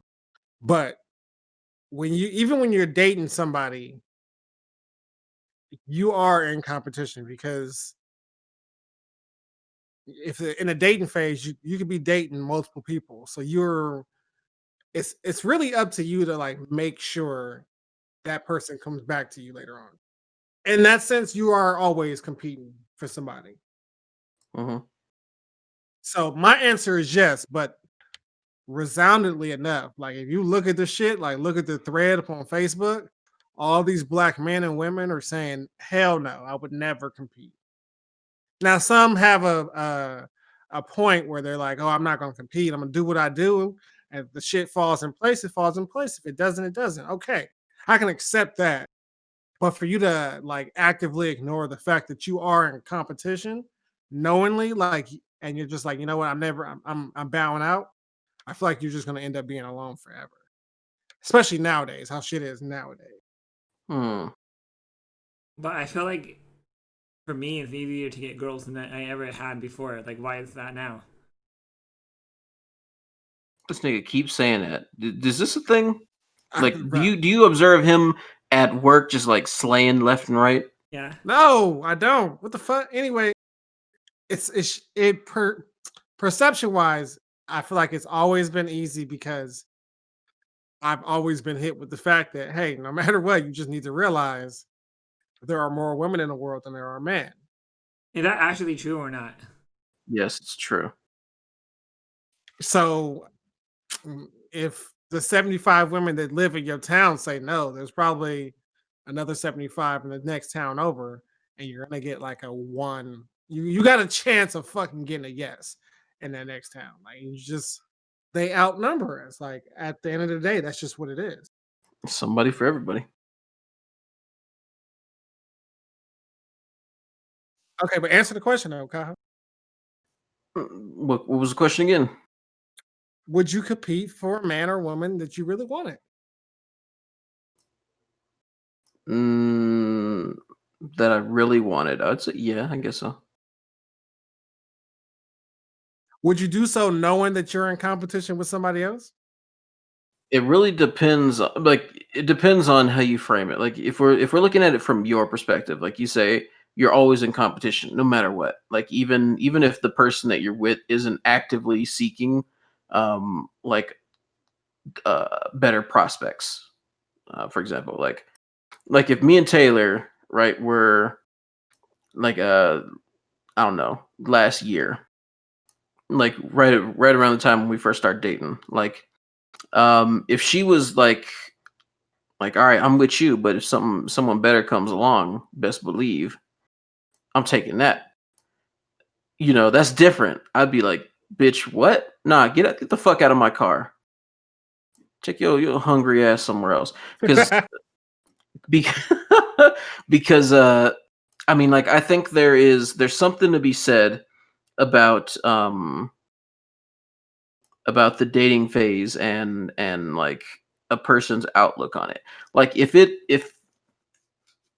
you're looking at it, and this is just my opinion, but if you're looking at it from like I need to find the best potential person, and oh, okay, I found this person. This person's a cool, like a good stepping stone for now. But I'm looking for, I might get my fucking sugar daddy come along at some point. Like it's understandable to an extent, but that's just not the type of thing that like if Taylor had ever said that shit to me in the past, I'd be like, bitch, no, go. Like, no, you got to walk home. Fuck out of here. You would abandon her and make her walk home? Yeah, I would. I would never do that. I don't think I could do that, but I've never been in a place where that was an option. So I mean, maybe I could. Maybe I could. All right, let me explain my mindset when it comes to that. So, I am the type of person who's like when I set my mind to something or when I stake my claim on something, and I know that it's going to sound a little bit bad, but when I stake my claim on something or someone, then I'm just like my personality is I like to have contingency for everything that I do, right? I like to have contingency for everything, and that includes my relationship. Um, and this is the reason why I don't hold grudges. Um, because like if the shit is falling into place, if it seems to me like it's falling into place, then I don't feel like I feel like less of a need for that contingency. And like right now, like I don't feel like I need that contingency, but I don't. You never fucking know. I'm not never gonna say never. Fuck, Justin Bieber was right. Um, but if I feel like in my heart of heart, if I'm with somebody and I feel like the neighbor has more money than me, and if whoever I'm with talks to the neighbor enough, then she's probably gonna go and be with the neighbor. Like if I feel that, if I sincerely feel that, I'm gonna bring this shit up. You know how I am. Like when something's bothering me, I go straight to the source and I talk to that person. I'm like, yo, you trying to fuck the neighbor? You know, and that's just what I did. And if the answer was, well, maybe, then I'm gonna cut that off right there. I'm the type of person who, before an issue becomes a problem, I try and solve that shit immediately. And it's just she said no, and it'd be like, all right, I'm gonna continue to observe you, bitch, just to make sure. Because I need that contingency. I need shit to feel right. I need shit to feel stable. I like stability. I like in a sense I like regimen. In a sense I like routine. I like what I like, and I don't like the idea of easily losing that shit. Like, nigga, that's the reason why when you told me that you had corona, like I got emotional. I'm like, oh no, I'm about to lose my nigga Jinsei. Or it's Bro, a why you possibility. wishing? Why you No, wishing that on me? let me rephrase that. It's a possibility. It's a very real possibility because this shit kills healthy people. True, true, true. And I'm not wishing that on you, but like that just threw my Jinsei contingency into question, and I don't like that shit. I really don't like that shit. So now I got to worry about you. I mean, I ain't got to, but that's just the type of person I am. Now I'm gonna worry about you. I should have said, and if and it's different. I guess there's different extents. Like I can stomach worrying about you. If I got to worry about a bitch fucking around on me, I'm not even gonna bother. It's not something that I want to worry about. That's just unnecessary stress. I'm gonna tell her to kick rocks. Are you prepared to not speak to Taylor like tomorrow ever again? Depending on the um depending on the situation, yeah. Like if I found out that she was fucking around with other dudes, yeah, I am.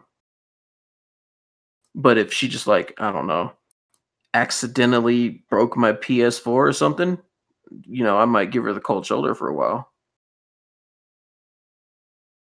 I'm saying that because you remember me. I was always like prepared for my ex to be my ex because I always felt like given what she wanted or what she needed, I should say, that there was somebody out there better for her because I wasn't going to be able to provide that.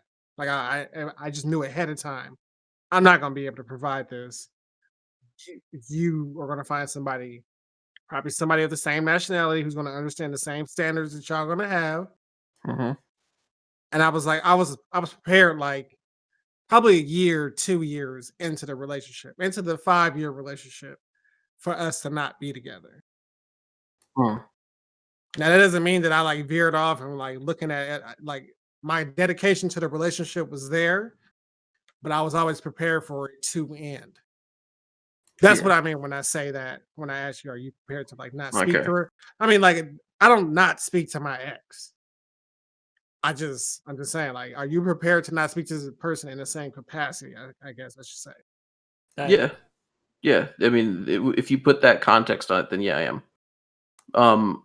And that's because I've already. This is something that my dad warned me against. Like the day that I was moving out for the very first time, my dad warned me against this. He's like, "Look, man, the uh the most pain that you will ever feel ever is pain that a woman brings, that she gives to you. So I'm just letting you know so that you can try. You're not going to be prepared for this, but try your best to be prepared for it." I didn't really understand what he said when he said that. Like, it didn't make sense to me. I'm like, nah, me and this girl gonna be together forever. We known each other for we got all this history of shit. And then when it actually happened, I was just like, damn, my dad was right. I didn't listen to him. I should have listened to him. I should have thought this through more. I should have, that type of shit. I don't want to say like that I'm jaded as a result of it, but it's like it's the idea of putting like all of my emotional eggs into one basket is never something that I feel like I can do again, because that pain was just too fucking much. It was just too much. Most especially because like I didn't really have any say once things got to a certain part when once things got to a certain problem level, with the way that we with our personalities, like, because her personality was just changing rapidly and there was nothing that I could do about it. Nothing that I could do about it. And when the relationship ended, I was just like, fuck. So for like 3 weeks, I'm just wishing, like, I wish I could fucking forget you. I wish that I don't have like I have to think about you. I wish I didn't know your fucking name anymore because this fucking sucks. This is too much for me to stand. And this was when I was like super fucking busy for an entire year. So I have hardly no time to game, have no time to talk to my niggas or anything like that. It was just fucking terrible. It was just a terrible sequence of events. And like, the shit that was going on in my life at the time, it was just stressful all fucking around. Yeah.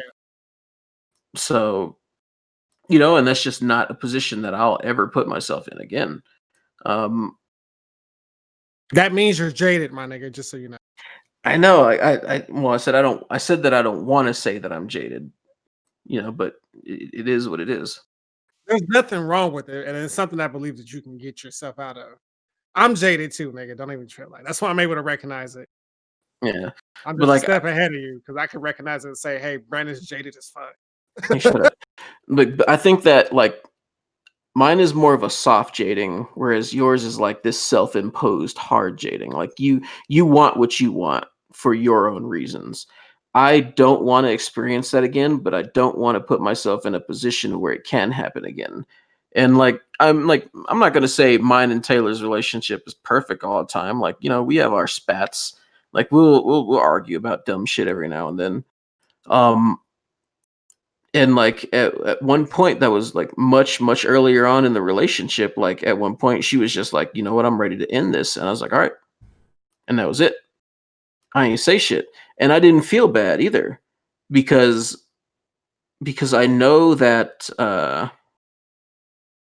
like I know that me and her ain't the same person. Like I know that our interests are different. She ain't got no interest in video games. She ain't got no interest in anime. She ain't got no interest in art. Like, we don't really share very many interests. So like I don't put like the shit that I do, my activities, all of that, almost none of it is linked to Taylor.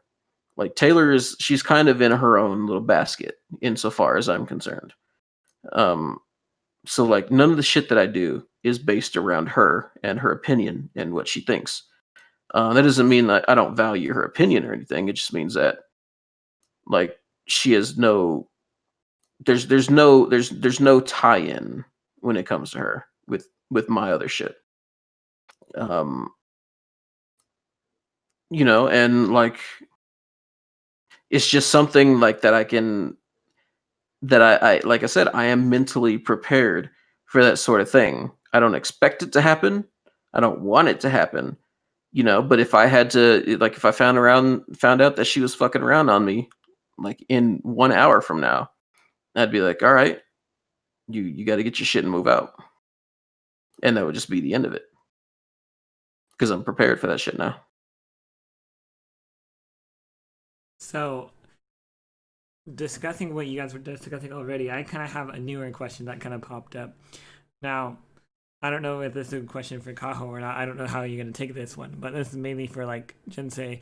If you were dating somebody and you found a better suited person to date you, would you really consider that called cheating if you dumped your girlfriend for another better girl that you're more like you more click with compared to like me? Like, see, me and mine, like we're kind of like Kaho and Taylor because we have our own interests, yet we can still get along. Like something like that. But like, what if somebody that like I knew liked anime and video games and like YouTube and stuff? Like, what would you do in a situation? Would you stay with your current one? Obviously, it's a choice, but like, how do you guys feel about that?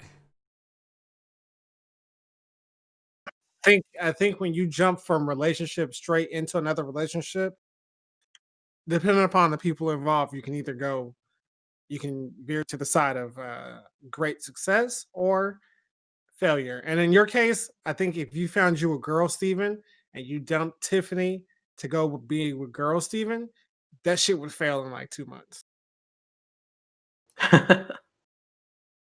Like, I don't. Do you really want?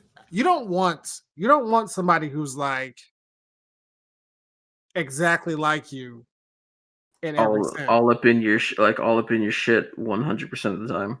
You want what you want is you want the person that you're with now to develop an interest for the shit that you have and then form their own persona within that shit. That's what you want.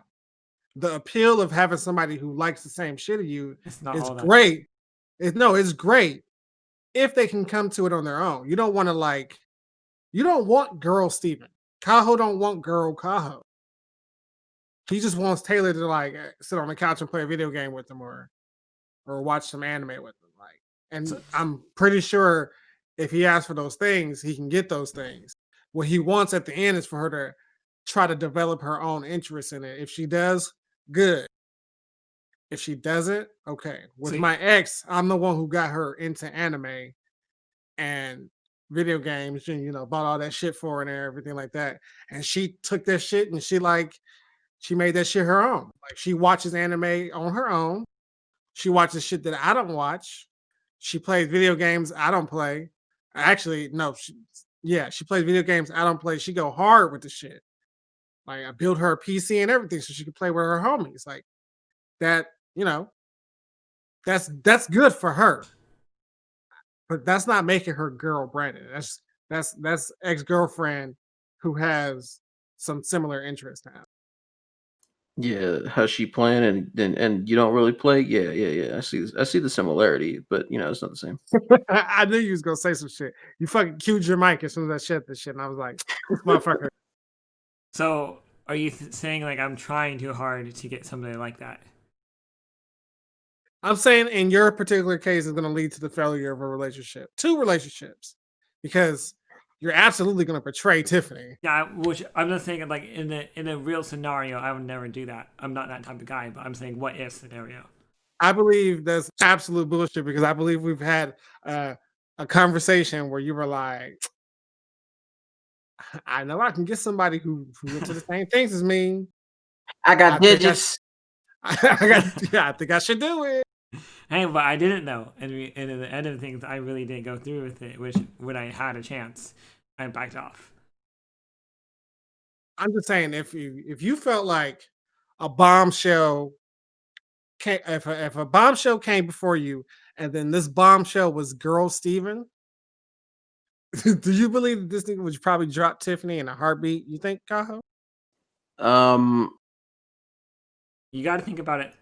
I think that that's kind of a hard question. I do think that Steven is shallow enough that he could do it. But I also think I'm just bagging on this nigga. I also think that he's kind of a coward, so he probably wouldn't do it. No. I'm talking about the perfect I'm talking about a bombshell girl Steven that's only into Steven and wants Steven. Comes to Steven first. Hits on Steven first. Not some Steven perceives this as him getting heat on. Like this shit is obvious. Like Steve, Okay, yeah, so I'm trying to it's not like there's no question about it. It's guaranteed relationship status. right. But you got to dump Tiffany. Yeah. I think he would. Even though Go ahead. me and Tiffany had 3 years of our lives together, and we're like nothing's like we're not in a bad state right now. I think you would because the way that you refer to your relationship all the time, like you're saying we're not in a bad way right now. Like when you're talking about you specifically when you're talking about your relationship, you don't speak in absolutes. You always speak as if something else could come to pass, as if there is another road to travel. Like you always say, you don't say, "Oh, me and Tiffany are good." You say, "Me and Tiffany are good right now." Like that in my mind that just rings of like temporary, or like thinking present, not really considering the future. Well, we just have a whole lot of like living situation that we gotta work out before we do anything about that. Sure, I'm not saying like to hold these. I'm not saying you're a bad guy for the way that you speak about it. I'm just saying that like it makes me think personally. It makes me think that your relationship is not quite as like on stable ground. And you know what? Like I don't even necessarily need to think or like pussyfoot around it. The more I think about it, like you when we were talking about your relationships more often, um, like episode 4 through whatever the fuck, like you flirted with the idea of leaving Tiffany pretty much every fucking episode. Pretty like once a week at the very least when I interacted with you. Um so I think there's plenty of precedent. There's plenty of reason to think, yeah, he could drop Tiffany in a heartbeat and go with somebody else who's just like, oh, Steven, I want your scraggly haired, unshaven balls. You know, like I think that it's a possibility only because you don't seem to be like you don't speak about your relationship as if you're rooted in it. You speak about your relationship as if it's a thing that could pass.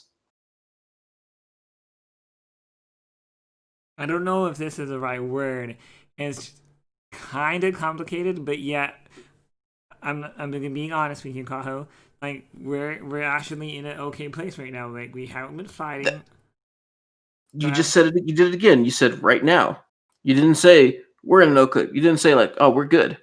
No, you said we're in an okay pace right now. Okay, let me explain. That leaves room for interpretation. Let me explain a little bit.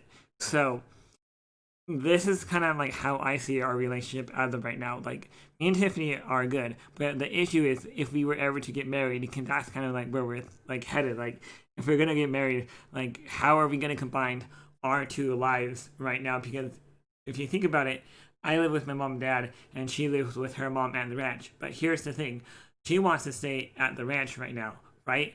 But all of her stuff is over there, and she's acting like all my stuff needs to stay except for a few essential things like my computer and stuff that is going to go over there, and all my anime stuff is going to stay here. And it's kind of like how can you be married to someone when they don't really care about your current interests? I'm not trying to sound like I'm conceited about myself. I just want to come to a more understanding on how we're going to live together. That's the hardest part I'm having right now. I live with Taylor, and basically none of our hobbies align. You know, she likes planting. She has a green thumb. She likes because we have a greenhouse. You know, she likes growing herbs and like fruits and vegetables and shit. She's like into spiritual stuff like crystals and tarot cards and all that shit. And like I think it's all bullshit. You know, I don't care about that shit at all. By the same token, like I'm into video games and art and anime and you know and shit like that, and she doesn't give like even the smallest shit about video games, art, or anime. I think that you're looking at it. you're looking at it wrong because you seem to think that you can't be in a living situation relationship with someone if your interests don't align. And I actually think the reason why me and Taylor get along so well is Yeah. because, like, whenever I take a step into her world, it's a new experience basically. And then vice versa. Whenever she takes a step over here, like when she sits down and plays one of my games, she's just like, "Holy shit, what the fuck is going on in this thing?" Like she has no idea what's going on. Um, and obviously that's not going to apply to every relationship, but that's just like one of the things that works for us. Like the first time I did shrooms, I had no idea what the fuck was going on. And it was just me taking a step into a thing that she enjoys, into her world. So I think there are benefits to not being on the same page when it comes to interests, most especially because it's always a new experience. Um, but at the same time, um, in alternate vein of an answer of your question, I don't think you necessarily need to have all of your shit at her house. In fact, there are a lot of married couples who don't live together, or who only live together like 3 days a week. They like alternate between each other's home because people need their fucking space. Me and Taylor don't have the same bedroom. I'm in my bedroom right now. Like I want my fucking space. And she's got her room. And like I don't sleep in her bed. I sleep in my bed. She sleeps in her bed, and it's not because I don't want to sleep near her. Like having somebody warm next to you when you're sleeping is an amazing fucking feeling. It's just that she has her shit and I have my shit, and that's the way that I like it. So I don't think that I don't think that the way that you think a relationship needs to be is necessarily how you should look at it, or not even how you should look at it, but the only way that you should look at it. If your interests don't align with hers in terms of the makeup of your relationship and the makeup of your living situations, then yeah, there's a conversation to be had. But I also think you should keep an open mind about the thing. Maybe you motherfuckers don't need all of your shit in the same house. So wait, people that are married Wait, and wait, wait, wait, wait. 1 second, 1 second. Because I took it as he took what he was saying was that if they were to get married, the only option for them to live together would be for them to live with on the yes. ranch, right? And then she's already made. If you're gonna move in, you can't bring. You can only bring like this, and this. It's totally different if they have their own space. Like Um, your situation, Kaho, where you guys got your apartment and you each got your own room and space for all your shit. But she's outright telling him that he's not allowed to have all that shit up over there in their new living arrangement. Well, yeah, I covered that too. That's why I said if the living arrangement, if you guys can't come to an agreement on it, then it's time to have a conversation. All Like I heard you say was, "Oh, you don't need all your shit up over there." And no, no, I said that that's one way to think. I was trying to say that like he seemed like the way that he explained it, it made it seem as if he had a problem with the fact that he can't bring all of his stuff over to her place, right? Um, but then you have to break down the details though, or like the nuance of it. Like if you were to get married to this chick, would it be imperative to both of your parents as well as her? The only person being excluded from this question is you. Would it be imperative for everyone that you all lived under the same roof? Would your parents want you to move out? Would her mom, only want you to bring a certain amount of stuff? If you moved out, would your parents want all of your shit out, or would they let you keep your room? Like, there's a million different like angles to look at this from. I'm just saying, or I was saying, what I was saying is that if she doesn't want you to bring all of your shit, if you were to move over there, then yeah, and that really depends. Like, would it be all that bad? Then you have to question your own living standards, and you know, if you're moving into their place, of course there's going to be some of their rules that you're going to have to follow. Like there's just more to think about it than just this one very simple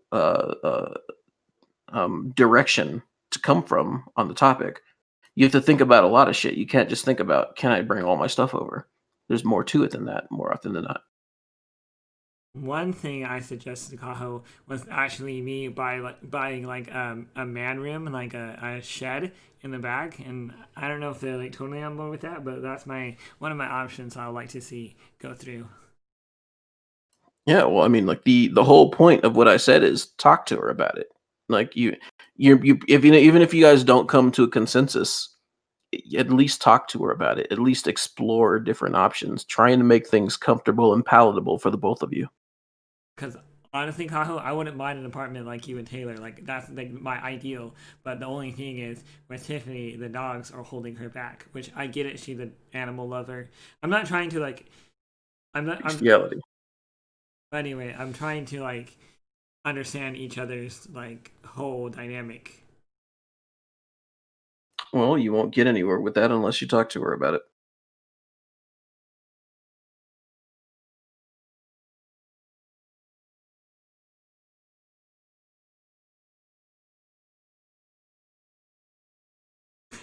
Didn't say. I believe that I what? What? What Uh, you calling me? What you calling me? Because I ain't saying nothing. This is you and Kaho talking. You finally getting some words in. I gotta let you speak. No, I get what Kaho's saying, and I think I'm gonna take that initiation. Like, hey, I don't mind honestly moving over there if like I can build a shed in the back or buy a shed because like a shed's only a couple $1,000s, so I can dish out. Like that's my ideal. Like I would have no problem getting married like next month with if to her if I can have my own space. Like I'm a guy who like I am social, but I like to keep my own space too.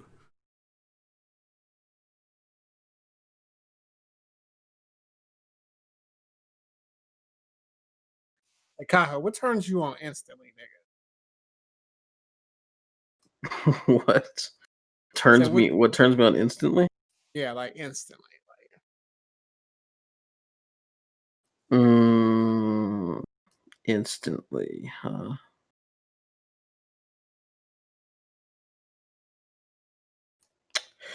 Mm, um, you put some thick thighs in garter belts.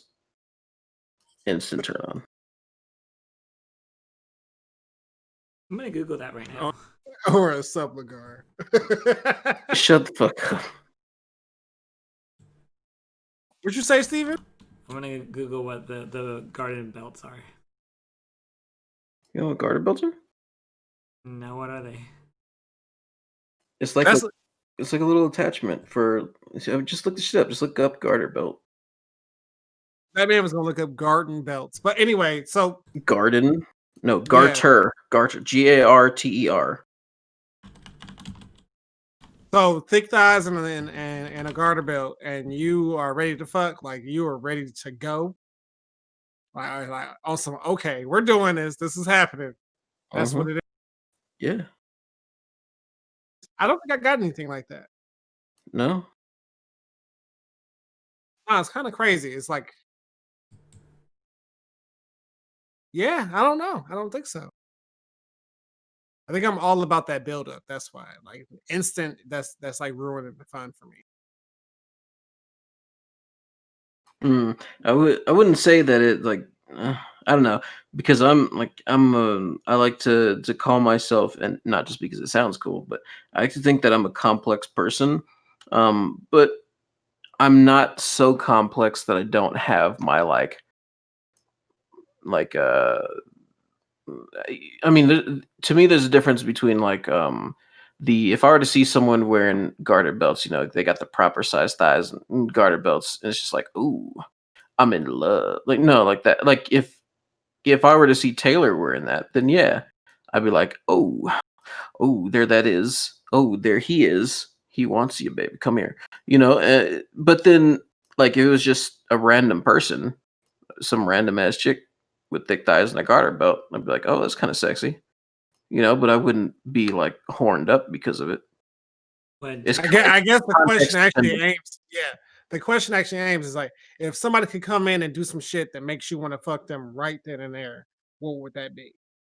Like just a random ass chick. Random ass chick that you can find some, assuming that they're doing something that makes you attracted to them, right? Well, it would. I mean, that would have to be a thing first because, and we this is something that me and you've talked about in the past.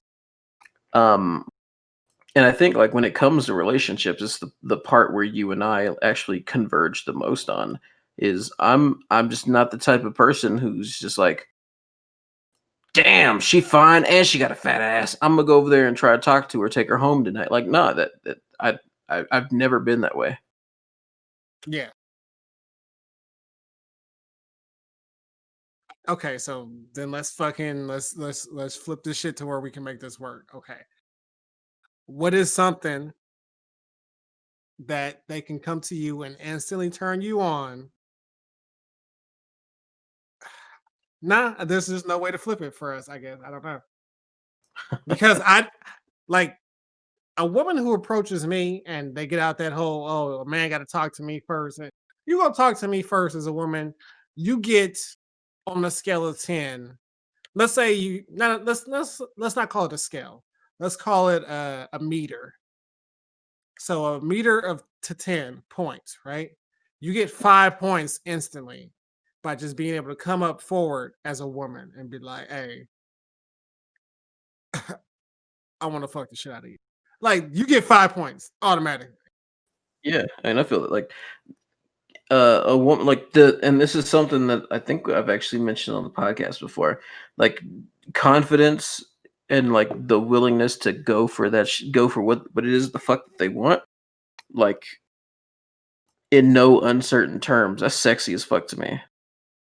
Like, you can skip the whole let's play games with this shit. Like, I don't know, and that's a side effect of me not being very good at like or being very awkward when it comes to like for example, dirty talk. For example, I'm weird as fuck when it comes to dirty talk. Like, I can't do that shit. It's just weird as fuck, dude. Like, I don't know. It's not me. It's not a thing that I can that I get down with, honestly. Like it's just awkward as fuck. But I don't mind when a woman does it though. It's just that when it's coming out of my mouth, it's just like, it's all right. So what I want to do is it feels weird in my mouth. Like it's just strange. It's a strange feeling and I don't like it. You ain't never did the what's that shit where you online? The whole sexting thing, nothing. You ain't never did none of that shit. Oh, you talking about what the fuck is it called? To answer your question though, no. Tinder. Shut the fuck up, Steven. It's called fuck, what's it called? Cybering. Ah, that shit so long ago, bro. Like for real. Yeah, yeah, yeah. No, I've never cybered before. No, it's too awkward for me. And you don't do the dirty talk at all in the bed. No. Hey, I so can't. I can't. I've you tried. I can't.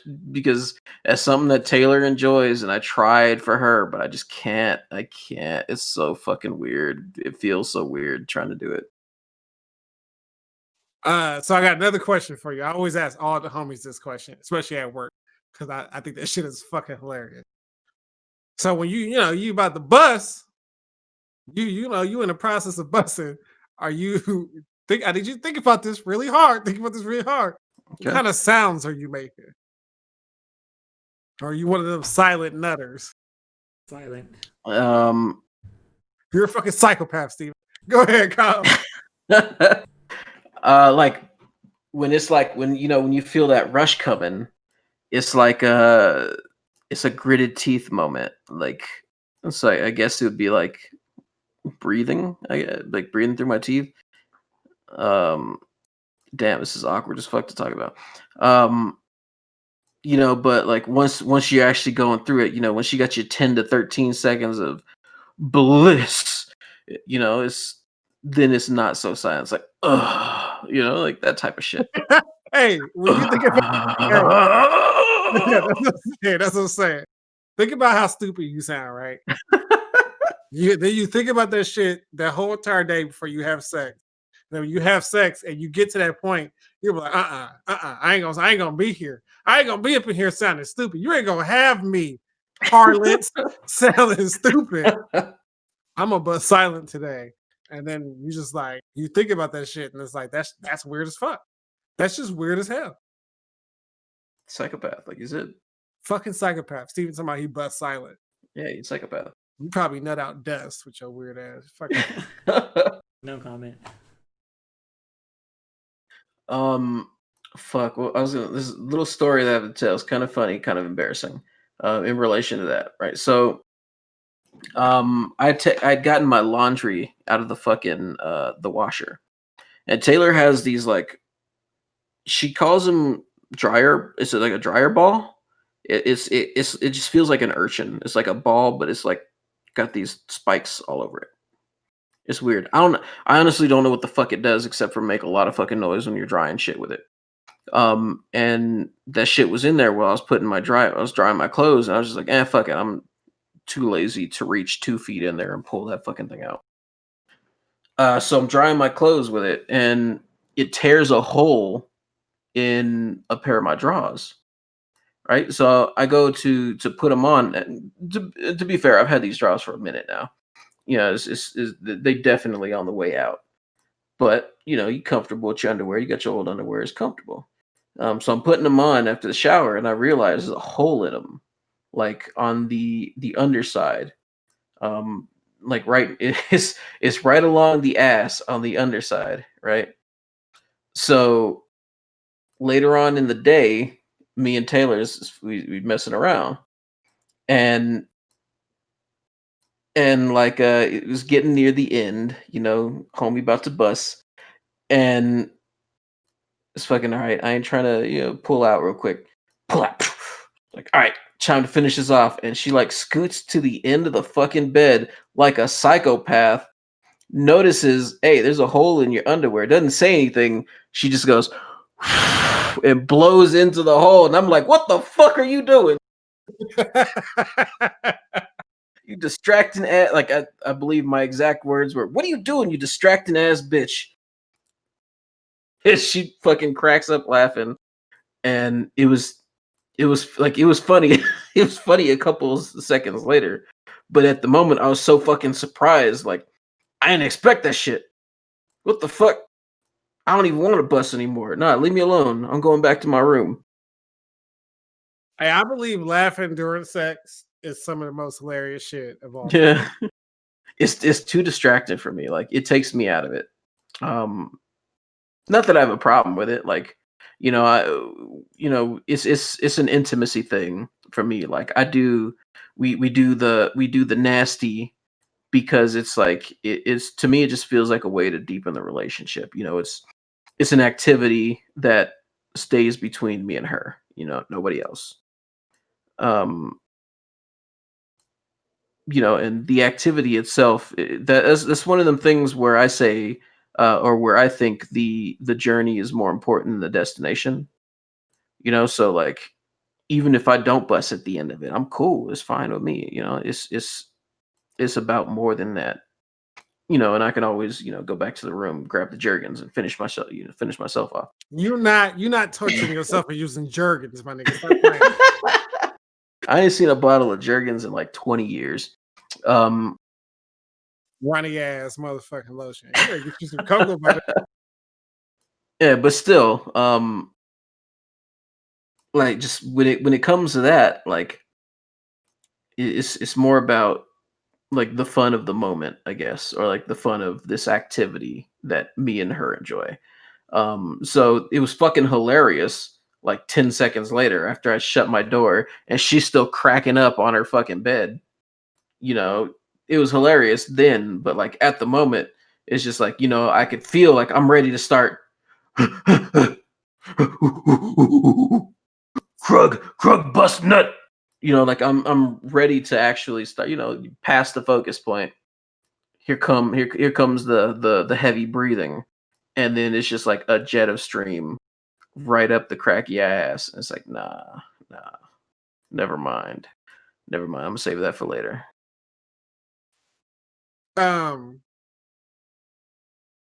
That's a crazy ass story. I appreciate you because that's one of those stories out there that because nobody's around when this shit happens, nobody would ever know Yeah. unless you share it. To go back, I had a shorty where, when she get on top, that's how she liked to bust her nut. But she was kind of sensitive in the sense that I would see her bust her nut and I knew what her face looked like, so I would make fun of her. So I planned. So she gets on top, she gets into her bag real heavy, she about to get bust. And I just look at her and be like, and I make a face, her face. And she knows it. So I'm like, oh, is she getting close? All right, I'm making the face, right? So she's laughing, I'm laughing, and I feel like that is like one of the most intimate moments you can have with a person. Butt ass Yeah. naked, in the middle of doing the nasty, cracking the fuck up. Yeah, like in your like one of the most vulnerable moments Yes. that you'll ever be in your life. Yeah, no, I feel you. Yeah, no, because I'm getting punched and fucked up because you on top of me, so you got me by the vice grip. Where am I going? Some hilarious shit. Apply gorilla pressure.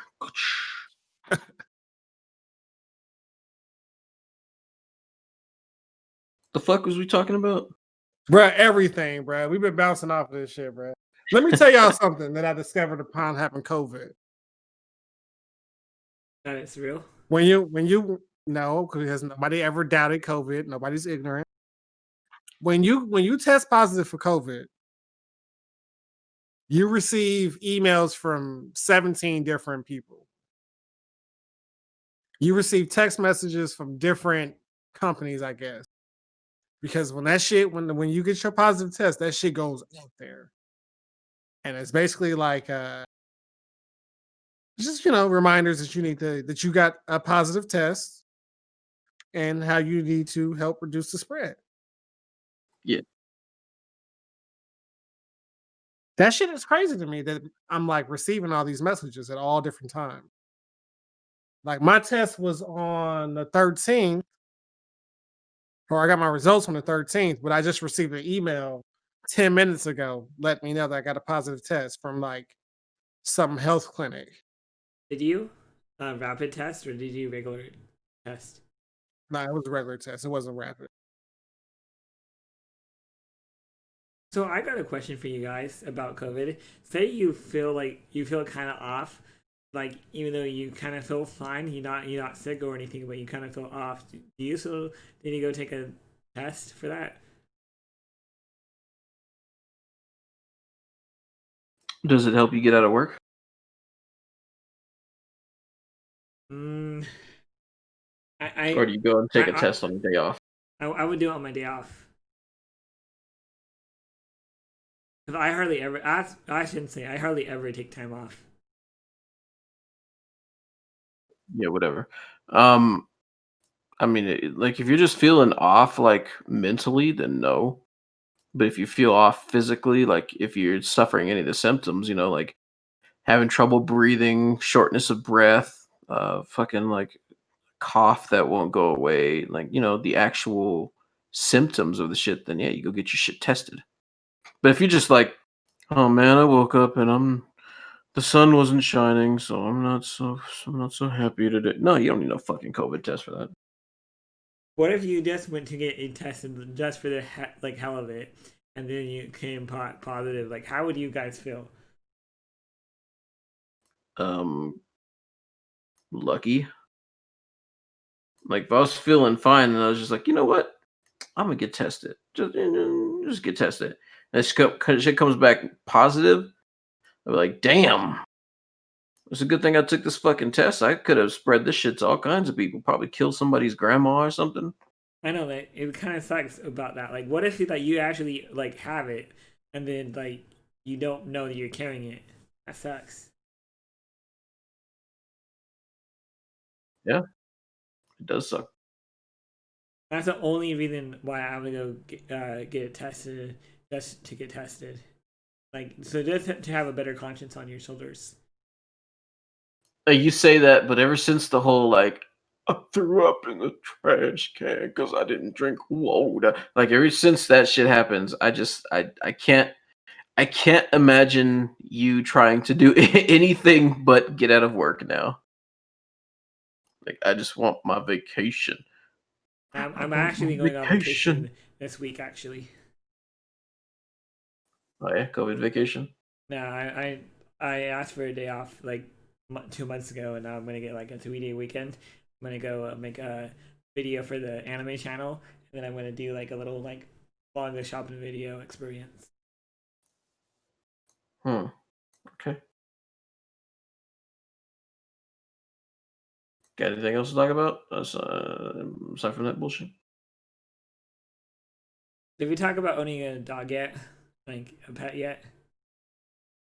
Yeah, like a couple weeks ago. Yeah, like All right, I got three, nothing. 4 episodes ago. I thought you guys did pretty good with the whole movie and food talk. That was top tier. Like we always do good when it comes to talk.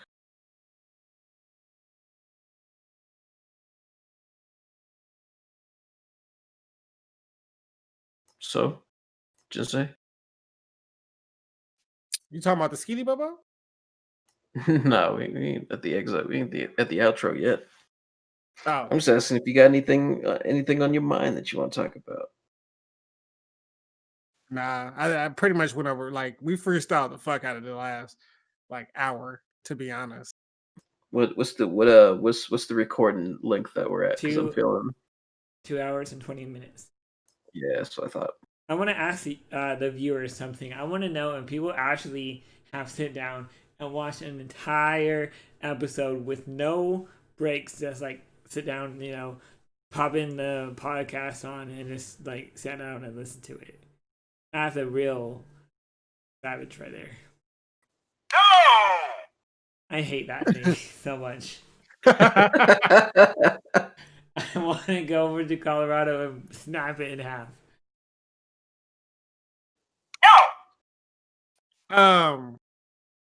I think most of the people that I know that listen to this, they tell me they listen to it while they're either at work or on their way driving and whatnot. So yeah, Mhm.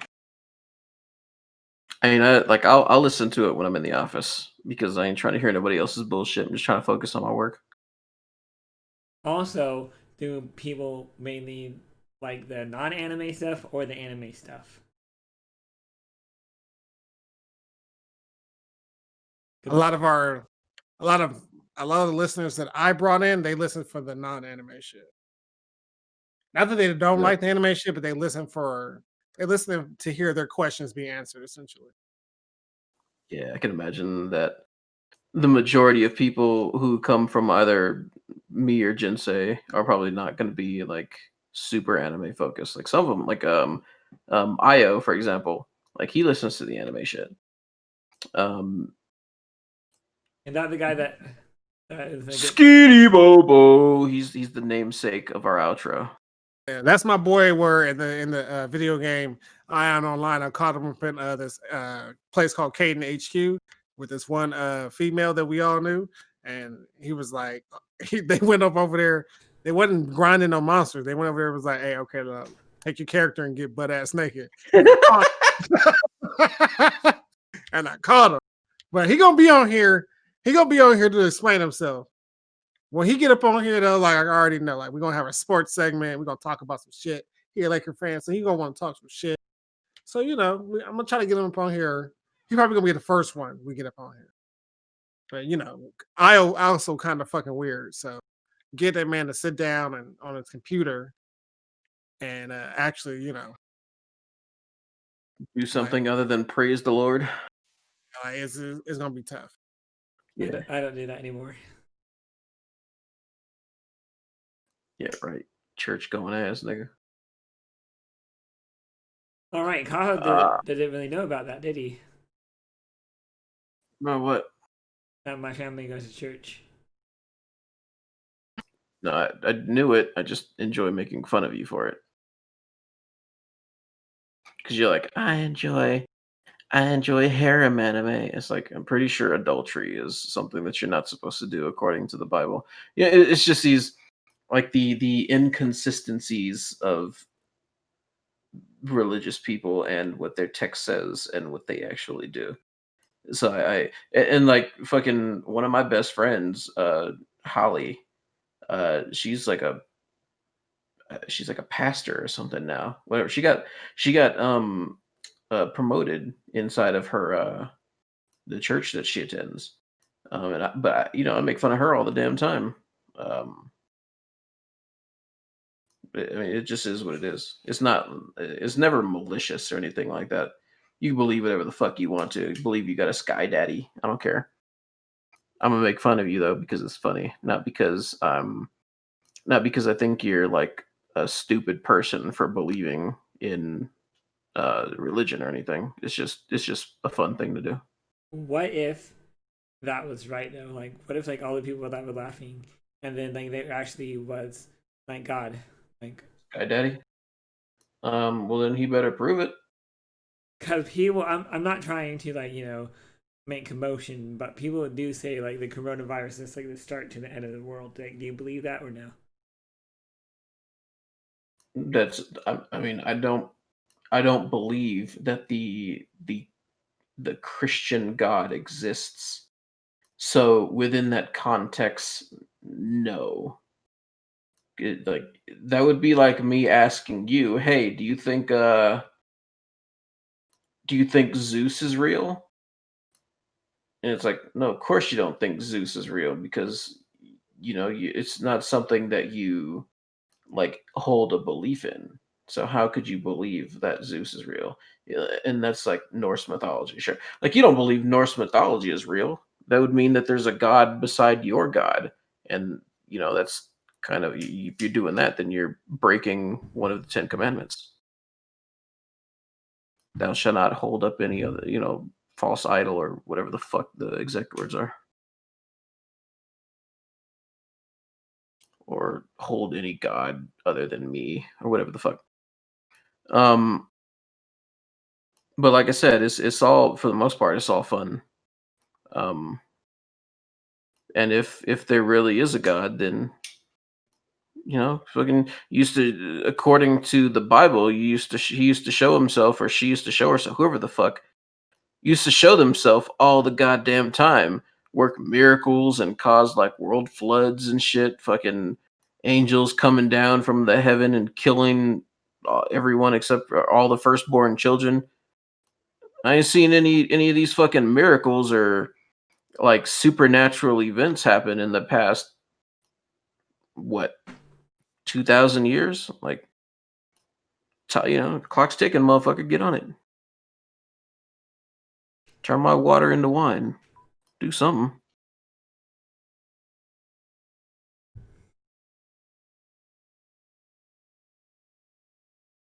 Just took a drink of water. Still water.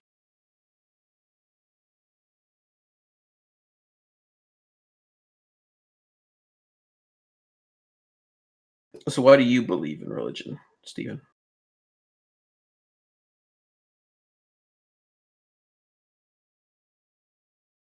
It's complicated. Like, It's complicated as a cop out answer. I know it. Maybe I don't know if like maybe like what if like you do believe in him and we're right and you're wrong scenario. Like what if that happened and it came true? Like what if he actually did exist? Like do you want to be on the side that didn't believe him and like everybody else dies but you? Like I don't know. It's kind of hard to explain.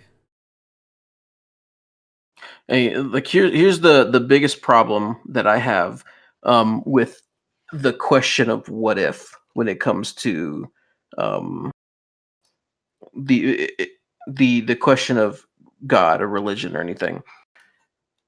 I'm a person who doesn't worship or follow any type of religion. However, if I'm wrong, and if there is some sort of way to prove that I'm wrong, like say this nigga God came down, like just floated down from the clouds right now, and like knocked on the door, and I opened the door, and he's like, "Hey, what's up? I'm God." I'm like, "Oh yeah," and he's like, "Yeah, yeah, I'm God." I'm like, "All right, do some God shit. I want to see some God shit. You know, you ain't got to do nothing crazy. Just a little bit of proof that you're God before I believe what you say." And this nigga just start levitating and I don't know, fucking produces a small rain cloud. Some shit that people just can't do. That only a supernatural being would be able to do. He's like, "Yeah, see, here you go, nigga. I'm God." I'd be like, "All right, cool. I guess God's real then." I would admit, all right, I guess I was wrong. But according to your not necessarily yours, but according to faith and doctrine, you can never disprove that God doesn't exist. So there's no way that a person like you would ever say, "Well, I was wrong," because it can't be disproven. You can't prove it, but you also can't disprove it. So if I'm wrong, I'll admit that I'm wrong. But people who actually like drink the Kool-Aid when it comes to religion will never ever ever admit that they are wrong because it's impossible to prove.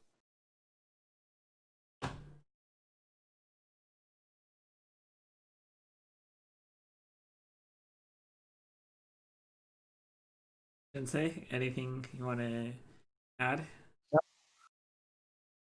You talking to you? I'm talking to you, nigga. You the one who posed the question. Honestly, I feel just like that we can't just like appear. We did appear out of thin air. Somebody obviously created us, and that's kind of like how I see it. How you feel about evolution? That that is a touchy subject. Like honestly, I'm a person who believes. Never tell the white man that he came from a monkey, my guy. Okay. Go ahead. Answer the question, Steven. I feel evolution. Wait, this is just. I don't want you to get like all mad and whatnot because like this is like just what I believe. I'm not trying to like preach it or anything like that. I just feel like evolution was something to battle against creation and diversitize from people like knowing the truth about like on how we actually became here because most people don't want to hear the real truth and that's why they made evolution into uh, kind of like get rid of the truth. And I think the reality is creation doesn't exist, and that's how we got here in the first place. Because I don't feel like yes, there is some of a form of evolving out there because like obviously we got like these skyscraper cities out of thin air, like not just out of thin air. Like we took time and made them and so on and so forth. But no, I just feel like it's a combatant to go up against creation. Okay. Why? Why would they do that? Because they don't want to believe that their God is actually real because we were created by someone. Yeah, but why though? Like, what does a person stand to gain by saying, and like even okay, like when you say, like the idea of evolution, even if you stretch back thousands of years, um, and you would say, well, that's what they believed back then. Why is it something that they continue to carry forward now today when we can actually prove these things? Why would the people like? Is it just like for tradition's sake? Or like, what is the reason that now that we have like um the concept of science, which is proving what's false to be false, and or the constant work on a thing. So like if we can't prove something, then we continue to work on it until we find evidence or reason for that thing's existence. And by that line of thinking, if people could prove God to be true, then science would say that God is real. But so with that in mind, why would people who believe in evolution, who believe in the scientific method, continue to push something that, by the very definition of what it means um, to practice the core tenets of science? Like, why would they? What reason would they have to go against their own tenets and say, "Hey, God not real"? You know what? Chicken butt. I think I need to bring this conversation to the next week's episode and be more. I gotta research this a little bit to have a better answer for you. Like, I can kind of grasp it what you're saying, but I want to actually like research this, and we're gonna continue on a conversation for the next episode. And I'll have a stronger suited question for you. Question? You mean answer? Answer: yes. Huh. Because I feel like I can blow your mind out of the water next week. I sincerely, sincerely doubt it, but okay.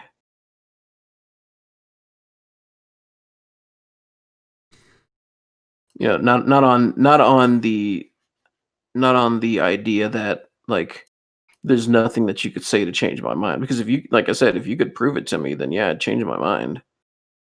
That's why I'm saying, like, But moreover, like, you you specifically, Steven, saying, "I'm gonna blow your mind, Kyle." just let Which is me like, yeah, right, nigga. actually build up a case so I'm more prepared. This was like kind of like we just randomly jumped into it, if you know what I mean. Well, sure. I mean, it was your question, but you gotta go ask your dad. So, like, hey, give me some talking points here. Nah, I know where to find stuff. Sure you do. All right.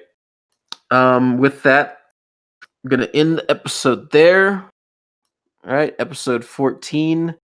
Um, getting into this new season of anime. I'm pretty jazzed, pretty. I don't want to say excited because I'm not really excited, but I am looking forward to seeing what our anime overlords bring us this season. Um, if any of you ever get in contact with Taylor, don't tell her that I told you guys a story about her blowing in the underwear hole. Um, other than that, make sure you guys check us out on social media. All of our Twitters will be down in the description below. Make sure you check out Anime Alley. You can see what Steven's doing. Apparently, he's got some projects coming in the near future. They're gonna blow you out of the water, I guess. Um, you know, if you enjoyed what you heard, hit the like button. Perhaps subscribe. If you didn't like what you heard, press the thumbs down button and then go toss yourself off a building because you're worthless. Or comment and tell us why you didn't like it. Like if it, it's Steven's fault. Yeah, you could do that. If it's like, hey, Steven was whack, that's fine. Other than that, shut up. Don't actually shut up. Like, feedback is more than welcome, even if it's critical feedback. But yeah, that's the end of this episode. Standard standard fare. Let's get if your throat is capable, Jinsei, would you please? I got you. Hold on. Here we go.